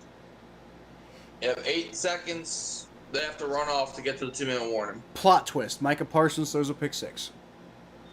Huh? Yep, you heard me. Micah Parsons, I don't think he's a quarterback. Thanks, Mikey. You're welcome. Was that sarcastic? Thank you. Yes. Play action. Jordan Love is takes going a to sack. take the sack. And that's the right Honestly, move. That actually might be smart. Exactly, yeah. He's just trying to, like, get the clock running. It's 3rd down. Now, obviously, you'd rather, like, do something, but, I mean, like getting the clock moving is really the main thing that matters here, right? Because, now, actually, the thing that kind of sucks, though, is because they have to run another play before the 2-minute warning. So they're not going to be able to. So the Commanders, like him going down basically a second too early is going to give the Commanders like basically an extra 30 seconds of game clock. Hands it off to Josh Jacobs. 4th down, and he's still going. Yep, 156. 156 left. They're going to get the ball with like 150, 145. That's what I'm saying. Like, you know, not 145, unless it's a really good kick return, and then they're happy with that, right? But yeah, but like, the thing is, like, it would still require an onside kick, but still. I mean, like, if they have to, like, in order, but like we've seen teams in the past get like the punts to like the 1-yard line. Yeah, I think. So that's I think the Packers' biggest concern. Like, you don't want this punt to be like a great punt. I think the move here. I think the move here is like you go out and try to block this kick. Yeah. I But think you got to send like, everybody at him. Yeah. Pretty much, because like I mean, you almost like basically tell the guy to like fair catch it just to preserve time, and you know, like put the ball in Jaden Daniels' hands, because he's still, even though he's having a bad, you know, start to the season, he's still your most talented player.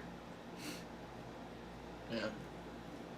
So, you know, trust him rather than the kick returner or punt returner. Yeah, here we go. 4th and 11.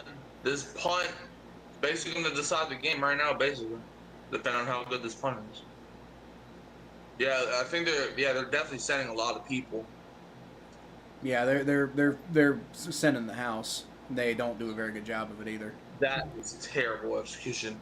The punt is away, and yeah, that's a good punt. No, it's going to be a touchback. No, it bounces into the end zone. All right, that gives Commanders some decent field position with 1:47 on the clock. They got to do something with this, but they got to score quick. Like, they can't run the clock to like 30 seconds. Like, they had poor clock management at the end of the first half, so see how they do with this. I mean, they're still down 2 scores. Yep. They need at least a field goal this drive. Like, if you're a Packers fan, you're just beside yourself with the way that your offense is played and with the way that like the difference that Micah Parsons making. But I will say, the way that they've played really sloppy, and they've let a catastrophically bad Commanders performance keep them kind of hanging around in this game all day. And obviously, it's 20. Jaden Daniels takes a snap. Daniels looking. He's gonna check it down. Caught by Debo. That's terrible. He's gonna stay in bounds. 2nd down. You gotta hurry. What? That was a stupid. Why are you running inbounds? Like, bro, you have no timeouts, and even if you did, and you don't have any run. You don't have any room to run either. 2nd, you should have went down if you're gonna do that. They don't start this call. Why are they doing everything in bounds? Because that's where the Packers are gonna leave him open, I guess. I mean, but can you do some screens where it's like you screen a guy so a guy get open out of bounds? Did he try to intercept the spike? I guess. That'd be funny if he did that. I know Jalen Carter is known for trying to do that. Second down. He's known for a little bit more than that. Well, Is Achilles injuries bad? Yeah, John. And any kind of injury is bad. What? Didn't Rodgers tear his Achilles a couple years ago? That's why he was out the whole season, basically. Yeah, his first season with the Jets. Yeah, 2nd and 10. Commanders have it at their own 33 with the 1:08 left. This game's over. Jane Daniels takes a snap. Daniels throws Batted out of the air. Batted by number 95. It's 3rd and 10 with 1:04 remaining. Man. At this point, we're just here so we won't get fined. So remember how you were like the Commanders are going to be in the NFC Championship game? No, I had them in the Super Bowl. So how did that work out for you? I mean, it's still a long season. It is a long season. That's true. But I mean, maybe this is just a fluke game. You never know. 3rd and 10. Maybe Lattimore will actually remember who he is. 3rd and 10. Jane Daniels has all day throws, and that's just a terrible pass. I know they're going to remember who Devontae Wyatt is. Yeah, 4th and 10, 57 seconds. Game's over. I don't care. Just do like a 75-yard Hail. I don't know where they're even at. Just do a Hail Mary at this point. You got nothing to lose. If it's intercepted, oh well. If it's a touchdown, cool, I guess. I mean, obviously it's, I mean, I don't know. I guess you could just try to get a first down and hurry up and spike it. 57 seconds. 4th and 10 from their own 33. They're kind of a little too far from the Hail Mary spot, though. Jane Daniels, he's going to face pressure, and he throws, and that's incomplete. Good Lord. That's going to officially wrap this up unless there's a flag that I don't see, and it doesn't look like there is. 52 seconds left. Well, this is not going to officially wrap it up, but it is, functionally going to wrap it up. They're going to have to take, all they got to do is take 2 knees, and the game's over. That's what I'm saying. I mean, it would be like an all-time crazy, but this would go beyond this would basically people would be convinced the NFL is rigged more than they already are sometimes. Bro, Sunday night had me convinced that the NFL is rigged. You just don't understand the Ravens, Mikey. Bruh, that I think coming back down 28-3 in the Super Bowl is more realistic than what the Bills did. 1st and 10, Jordan Love takes the first knee, and Josh Allen? You're talking about Josh Allen? One of the best quarterbacks in the NFL? Probably, honestly, the 2nd best quarterback in the NFL. No, I think Josh Allen might be the best. No, I think he's the 2nd best. No, he's better. No, I think he's 2nd best. Jordan Love takes one final knee, and that's going to wrap it up. Because clearly the best is Spencer Rattler. Here. So, I'm currently beating you in the picks, man. Yeah, you are. I need to go back and see how our picks were last week because I didn't even. Maybe I'll do that at work tomorrow. I was 1 point more. I picked the Commanders to get 19. They just missed that mark, and I picked the Packers to get 22. So I had the right ballpark. I had the winning team's score correct, just the wrong winning team. And if the Commanders would have actually got the field goal, you would have had the score correct, just opposite. Yeah. That's the Ravens beating themselves for the upteenth time. That's what I'm saying, Mark. If you think that Sunday's result was surprising, you don't understand the Ravens. This is what they do. This is who they are. But the Commanders, man, they shot themselves in the foot 16 different times. Oh yeah, dude, the Commanders were awful today. Absolutely, every single facet of what happened today has to be questioned if you're the Commanders. And again, credit to the Packers. The Packers look really good. If you're a Packers fan, maybe you should be a little concerned about how sloppy that was. But, a win's a win, and a win against an allegedly good team, but a team that doesn't look good right now at all. But yeah, the Commanders... It's just every single thing that's going on right now, you just got to be questioning. Like nobody looked good. Everybody looked like they are extremely replaceable right now. Even Jaden Daniels. I'm not saying you're gonna go out there replacing Jaden Daniels, but he looks like he's getting ready for a bad season. And I don't think it's entirely Jaden Daniels' fault. I think Cliff Kingsbury is, basically, look at what Cliff Kingsbury did to Kyler Murray. Like everybody was convinced Kyler Murray was going to be the next phenom in the NFL, and then Cliff Kingsbury is fucking head coach, and he ends up being just completely fucking like nobody gives a shit about Kyler Murray nowadays.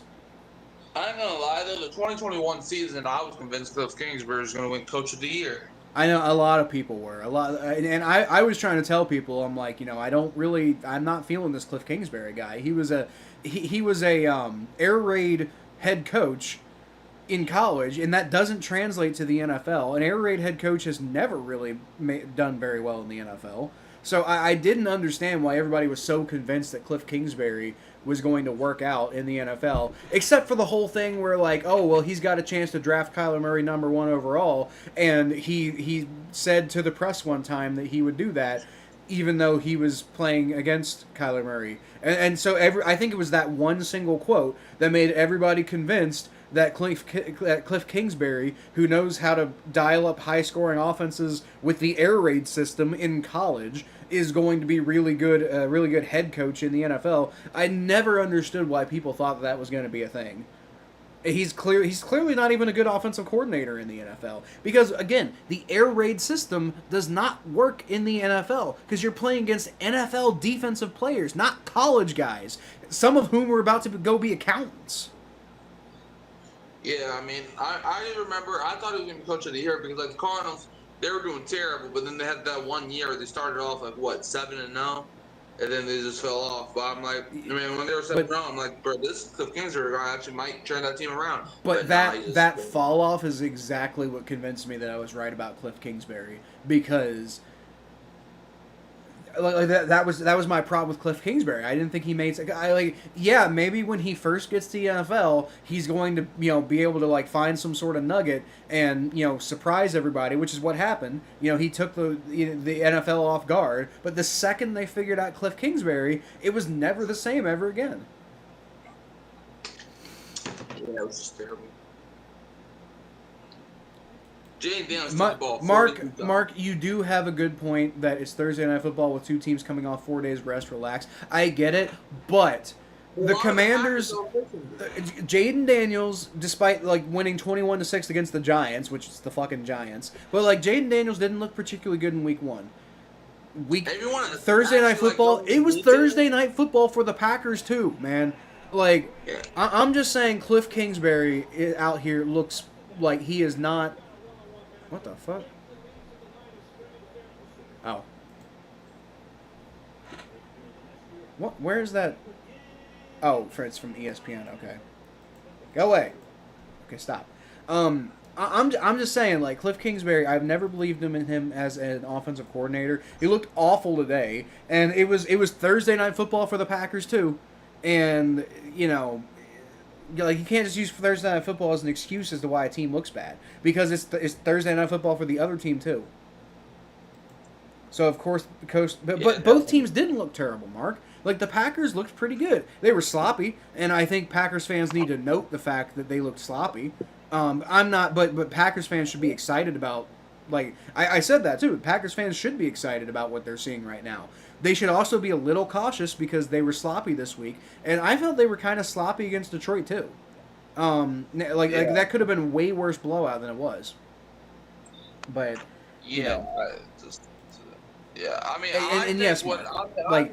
maybe that has something to do with the Packers being sloppy is the fact that it's Thursday night. I get that, but. It's a bigger trend is what I'm talking about. It's not just the Thursday night thing. I'm not just talking about this one game. This is what I'm trying to explain to Mikey about the power rankings. It's not just about the one game. It's about the whole trend. And my power rankings are about trends. They're not about individual performances. And my comments about like the Packers looking a little sloppy and why Packers fans should be a little concerned about that. Not to the point where they're feeling bad about their team, just like, hey, we should be looking at this. And it's because of the trend. It's not because of the one single game. My power rankings are mental Mikey, projection. You're on mute. What? You're on mute, Mikey. No, I'm not. I can't hear a word you're saying. Whatever. What about now? Nope. Okay. You just completely Lost all audio from you completely. What about now? Nope. Bro, what? Well, I mean, game's over anyway, so I guess now's about as good a time as any to sign off. I don't know what happened to Mikey's audio, but it is what it is, I guess. It's about time to get off. That means you have him muted. Well, I didn't click anything. I don't have him muted. No, I don't. I don't. His audio's on right here. In fact, actually, my stream is picking him up. Like whenever he tries to make a sound, it's going green. It's just because he's something's not coming in on his end. Unless y'all are hearing him. If y'all are hearing him, then that's one thing. Can you hear me now? I can't hear you, Mikey. Bro, what the fuck? But anyway, like I said, Alright, well. let me check one thing. I'm so confused. It's not muted on here either. Bro, what just... It's not muted on here.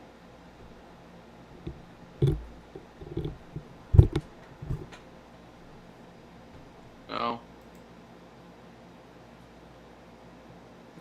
No. Hey, there you are. Sort of. Nope, it's gone again. You're like cutting in and out. But like, can you hear me? Okay, I just heard you, but your voice is completely not syncing up with your lips. Might be an internet problem on your end, which would be weird why the audio is not coming through.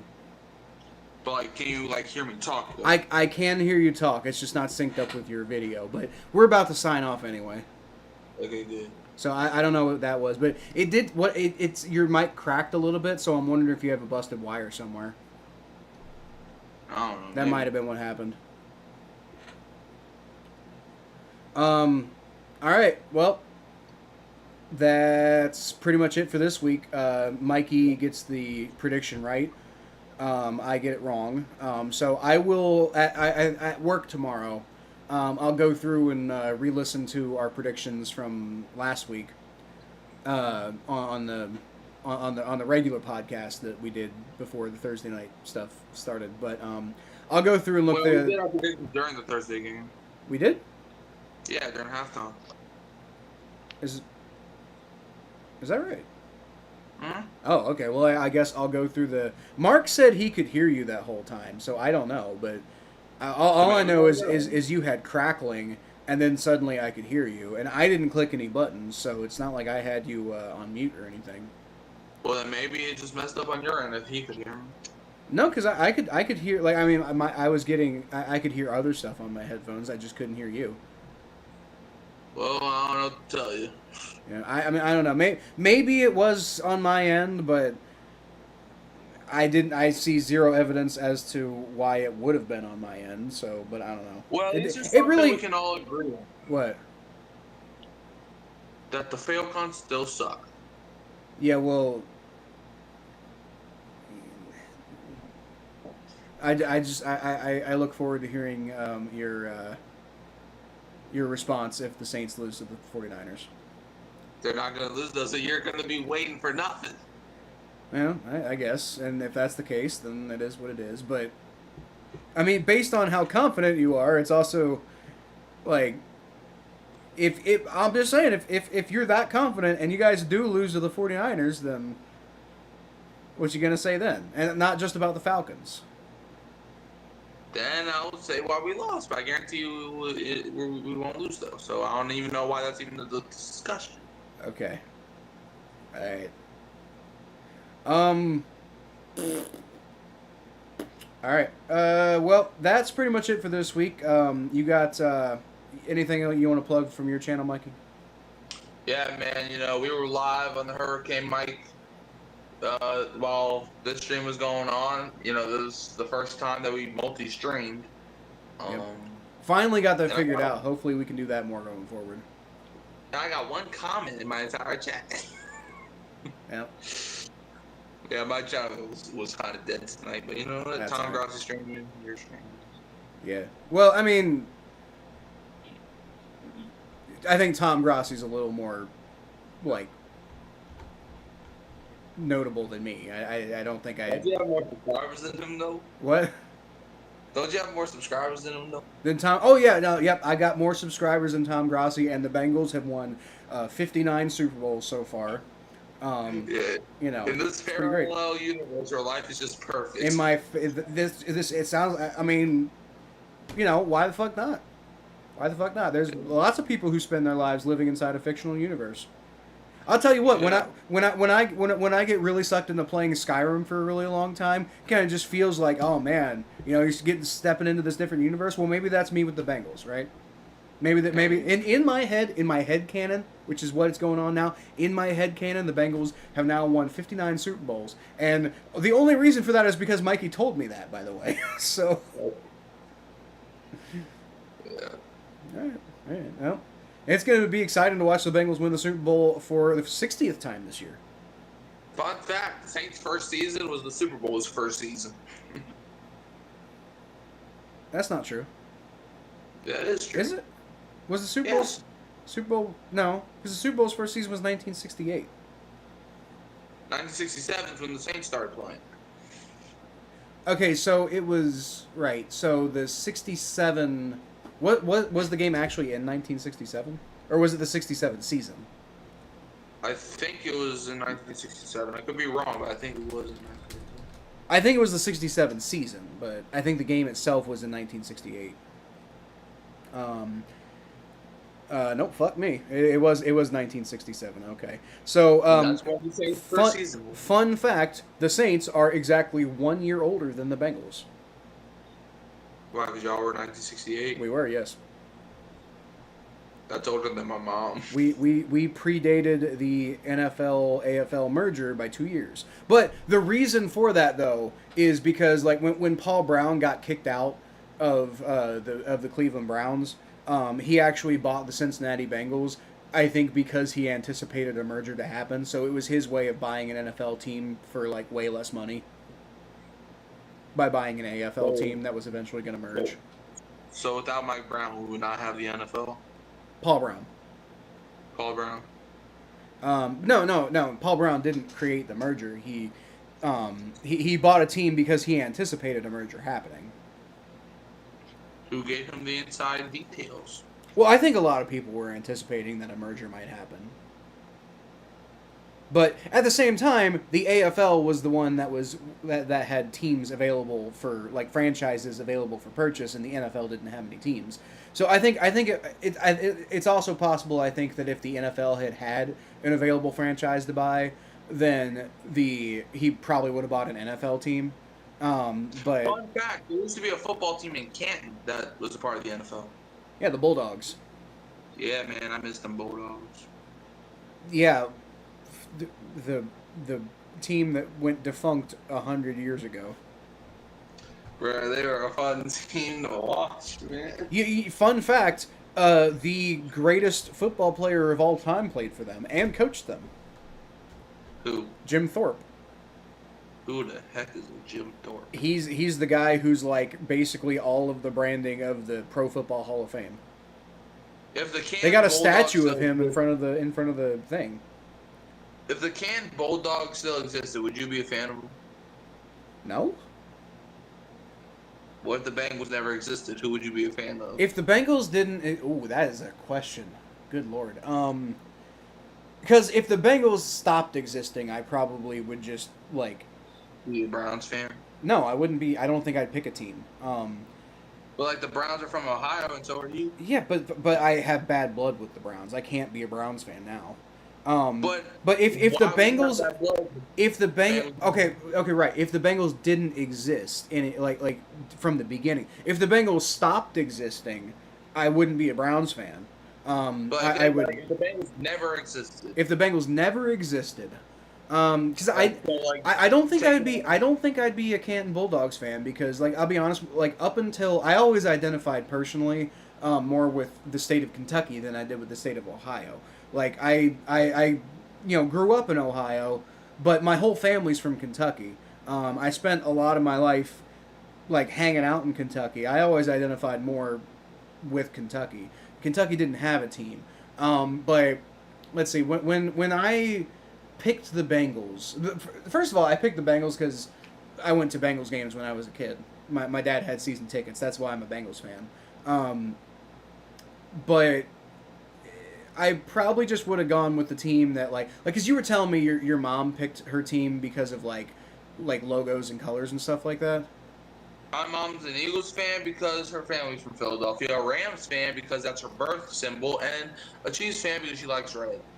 Okay, yeah. So that's what I'm saying. I might have done something similar to your mom, where I would have like just gone with a couple of different teams, not for like my birth symbol or anything like that.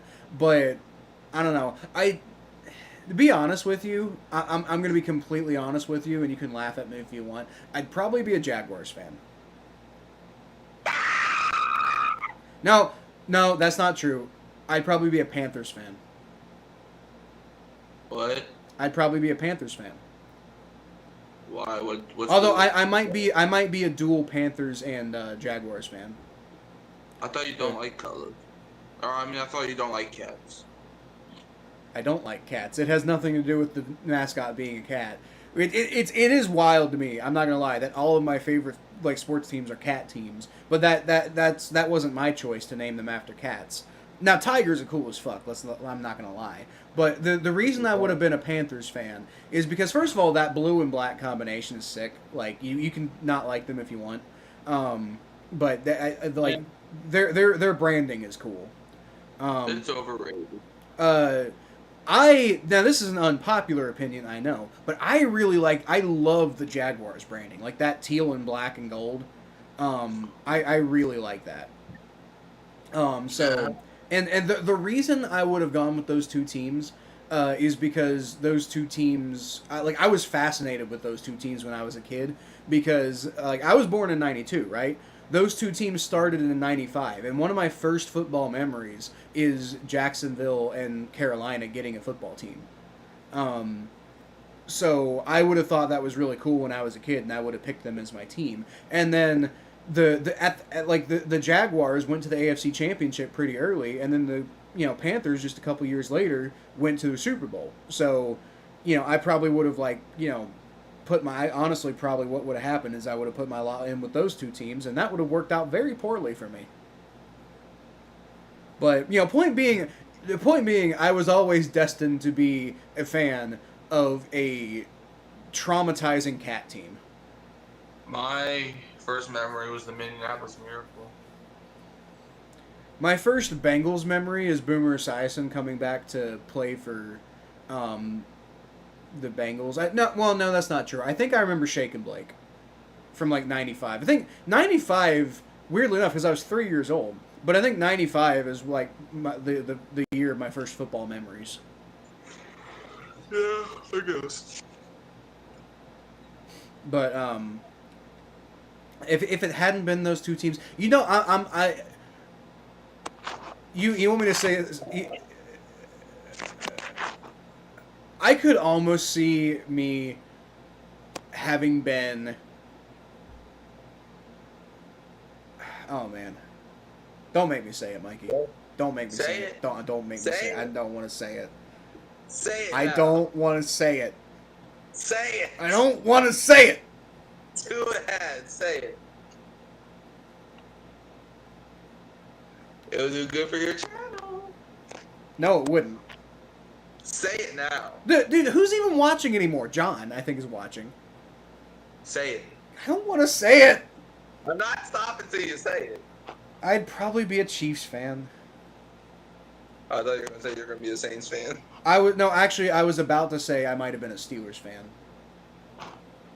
What? Because I thought they had cool helmets when I was a kid. Don't forget, I didn't like the Steelers. The Browns were the team I hated when I was a kid. It wasn't until like 2005 that I really decidedly hated the Steelers like I do now.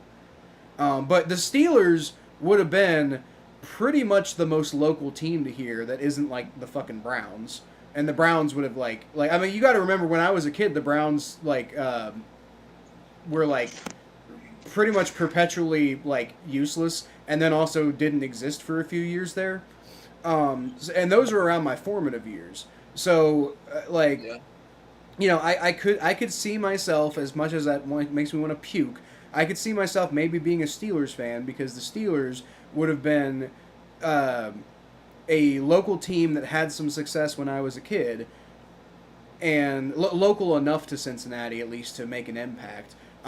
With pretty cool helmets, I'm not gonna lie, and a history to be like, hey, this is a team worth paying attention to. I know I would have hated the Colts in a situation like that because I hate teams that are just like, like everybody fucking who wasn't a Bengals fan in Cincinnati loved the Colts because of Peyton Manning, and I know that would have just like sent me the exact opposite direction. But the reason I might have been a Chiefs fan though is because, or a Jets, I might have been a Jets fan. Come to think of it. But the Jets, it's all about helmets, honestly. When I was a kid, like I kind of vibed with both the Chiefs and the Jets because of their helmets back in the day. Now, I probably would have abandoned the Jets when they changed to those ugly ass white helmets. But when they had those like slick green helmets back in the day, the ones that they're kind of back to now, I thought those were really cool. But I probably would have abandoned them and gone with the Chiefs. Because the Chiefs kept that red helmet. So I'm honestly, like, hand to God, I probably would have been a Chiefs fan. Well, if I wasn't a Saints fan, I would probably be a Bengals fan, to be honest. Because of Joe Burrow? Yes. Yeah, that's fair. Because, if LSU still existed and the Saints didn't, I would just probably be a Bengals fan. I'll tell you why I wouldn't have been a Browns fan, Mikey. Because I would have been just as much of a Kentucky fan. And the Browns, maybe when I was like 4, I would have been like, oh, the Browns. But then the Browns would have moved to Baltimore, and I'd be like, well, that's fucking shitty. And then the Browns come back in 1999, and I'm like, okay, maybe. Then they draft Tim Couch, and I'll tell you what happens the day they draft Tim Couch, Mikey. I'm like, oh, the Browns, they're coming back to Ohio, and now they got my boy Tim Couch. Oh, this is going to be awesome. I'm going to be so excited. Let's see if the Browns can do something. And then they ruin Tim Couch, and I would hate the Browns more than I hate the Browns now. Tim Couch ruined my life, too. No, he didn't. Yes, he did. You weren't even born. I don't care. He hurt me in the pre-life. That doesn't... What, you mean LSU? No. When he played against the Saints. Oh, did he play well against the Saints? I don't know. He completed a Hail Mary touchdown with no time left. Oh. He didn't have to do that. If it makes... Okay, so first of all, that it's a little different because I was actually there for this game, as in attendance, but I still, despise Brandon Stokely for that same reason. I was in attendance when the Bengals stomped my hopes back in 2022. That was a good game. So was the LSU Kentucky game. Which game? When was that? The 2002 game. You weren't alive for that. That was still a fun game, right? You were having fun. I was when not. Kentucky I was got not fourth. I'll tell you what though, like I remember that LSU game, but back then I was more Kentucky basketball than I cared at all. I mean, I still obviously am more into the basketball than I am the football because the football team is perpetually hopeless. And now our two NFL representatives, at least the ones that everybody knows, are Will Levis and Liam Cohen. So, I mean, we got Josh Allen, so we got that. But, What? huh? What about Josh Josh Allen? Allen, the defensive end for the Jaguars. Oh, wait. Did he go to Kentucky? Yeah, he played at Kentucky. Oh. There's some good Kentucky players in the NFL, but the only ones that anybody's going to recognize are Will Levis and Liam Cohen. Liam Cohen played for Kentucky? No, he was a coach. Oh. He was our offensive coordinator. I think when Will Levis was there. What, did he also coach Will Levis and how to put mayonnaise in his coffee? He might have. Maybe I don't Liam know. Cohen.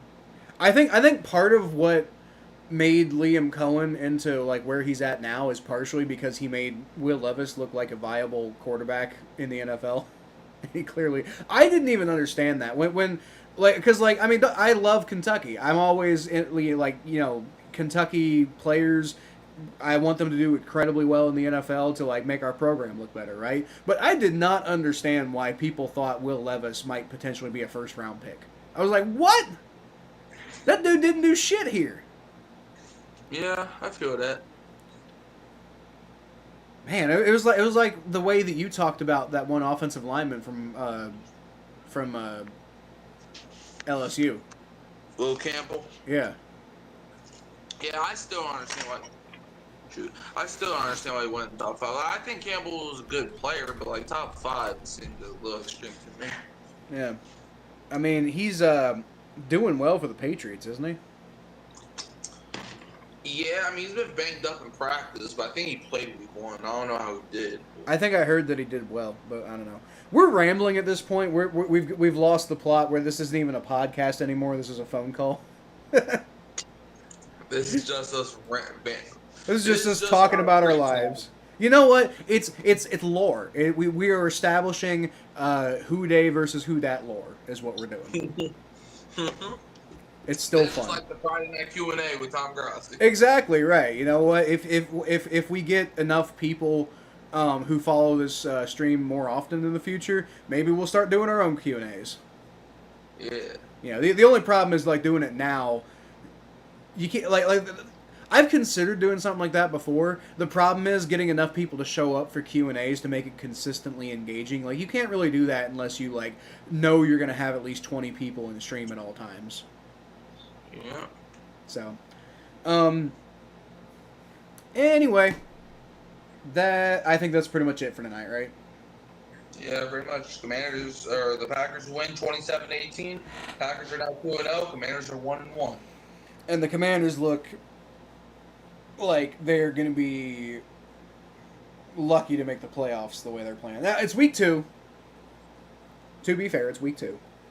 But yeah. It's like the only thing I believed in with the Commanders, like really truly believed in with the Commanders. Like, I mean, don't get me wrong, they got talent. Terry McLaurin's really good. Debo is a new addition. I don't know how well he really fits in this offense, but he's really talented. Debo had a solid game tonight. Yeah, he did okay. But the one guy who I really believed made the Commanders something to pay attention to was Jaden Daniels. And Jaden Daniels doesn't look good right now. I mean, I think Jaden Daniels still, like, that... He could bounce back. Game, I mean, bad. I think Daniels will turn it around, though. He could. And again, like I said, it's week 2. Like, you know, if you judged Joe Burrow as a quarterback off of, you know, week 1 and week 2 performances, you'd think he was, like, you know, the second coming of Andy Dalton. So, I mean, I'm not ready to, like, put the nail in the coffin on Jaden Daniels' like sophomore season yet. That's not what I'm saying. I'm just saying I'm a little concerned right now. Marshawn Lattimore's washed. Well, Lattimore's completely. He needs to retire immediately. I don't know if y'all can see it. Next to the Saints poster, I'm trying to guess what that is. I'm gonna guess I can't really tell, but based off of what you're talking about, probably something to do with Marshawn Lattimore. Man, it's a picture from Marshawn Lattimore's rookie season. Nope, that didn't work out. I remember when he traded. I remember when he got traded. I just looked at that and I just started crying. You know what? It was a very emotional moment when I like because you remember like my old setup when I had the camera on the other side of the room and it was like kind of the long shot. And behind me I had a 2 posters. I had that Bengals poster, which is still here, but I also had a Joe Mixon poster. And when I rearranged the room, I took the Joe Mixon poster down and I threw it away, and it made me very sad. Yeah. You know, I like Joe Mixon. I wish things didn't have to end the way they ended with him. But I also kind of get it. Like everybody talks about the season Joe Mixon had last year with the Texans, but look at. I mean, he also missed plenty of time with the Texans last year, and now he's, you know, who knows when he's going to be back. So maybe the Bengals made the right move, honestly, because like, it looks like Chase Brown's really good too. Yeah, I will say this though: if the guys that the Saints draft turn out to be good, I think the Saints probably clear the Commanders trade. Yeah. Because like Lattimore just looked awful. Like, because when he was here, I thought he was a top 5 corner when he was over here. Okay, give me a second. Saints depth chart. We'll look at the Saints depth chart. And it looks like Jonas Sanker is listed as the backup safety. So I'm sorry, but I don't. I feel like you're really trying to reach on him being an example of why you may have won that trade. Who's he behind? Justin Reed, who's fucking trash. Reed really didn't play that good last Sunday. But he's just trash in general. He's one of the most overrated players in the NFL. Please don't say that. I tried to tell you that when you signed him. He talks a lot of trash and he doesn't back it up half the time. He just happened to play for the Chiefs. So he's Eli Apple? Kind of, except he played for the Chiefs and he got bailed out a lot. Justin Reed might not talk shit about New Orleans though. He might be a little bit less stupid than Eli Apple. Okay, good. just to not make you ready to like jump into the fire just yet. Okay. Because I can't do an Eli Apple 2.0 speed run. I already had to deal with that with Trevor. I have a feeling though you're not gonna like Justin Reed though. I'm sorry. What? I have a feeling you're not gonna like Justin Reed. I don't like a lot of players. What about Fuaga? He's pretty good. Yeah, he's cool. You know, Derek Carr said it wasn't easy for him to turn out $30 million. Dude, it wasn't easy for me waking up to watch you play on Sundays, bro. And you weren't getting paid $30 million. I know. Man, it wasn't easy for me to wake up, like, bro, not one Sunday was I waking up last season after week 3, and I was like, man, I can't wait to watch some Derek Carr football. Another Kentucky player in the NFL, Luke Fortner. He's on the Saints now, right? Yeah, he's your backup center. Behind the great Eric McCoy. One of the best centers in the league. Nah, that's not true. Yes, it is. Is he the same guy I'm thinking of? He's not. Okay. What? Never mind. I'm thinking of somebody else. I'm about to say, bro, Eric McCoy is the only reason our offensive line isn't tearing. Yeah. So, don't you have like Cesar Ruiz? Oh, you mean one of the worst guards of all time? Oh, I thought he was really good. No! Is that new? Because like, didn't he start out really good? He started out terrible. Also, isn't he started off terrible, and then a couple years later, he's like, okay, maybe we can do something with this. He had a pretty good season, and then he went back to being terrible. Okay, so just to confirm, you're saying Kelvin Banks is bad. No. Okay, so that's 2 offensive linemen who are apparently good. Trevor Penning is bad? Trevor Penning is a 50-50 question mark right now. Okay, and Cesar Ruiz, is he bad or is he, He's inconsistent. Inconsistent. I would describe him as inconsistent.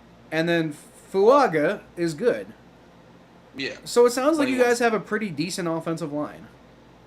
But then Eric McCoy gets hurt and the entire offensive line goes to shit. I don't know why. Well.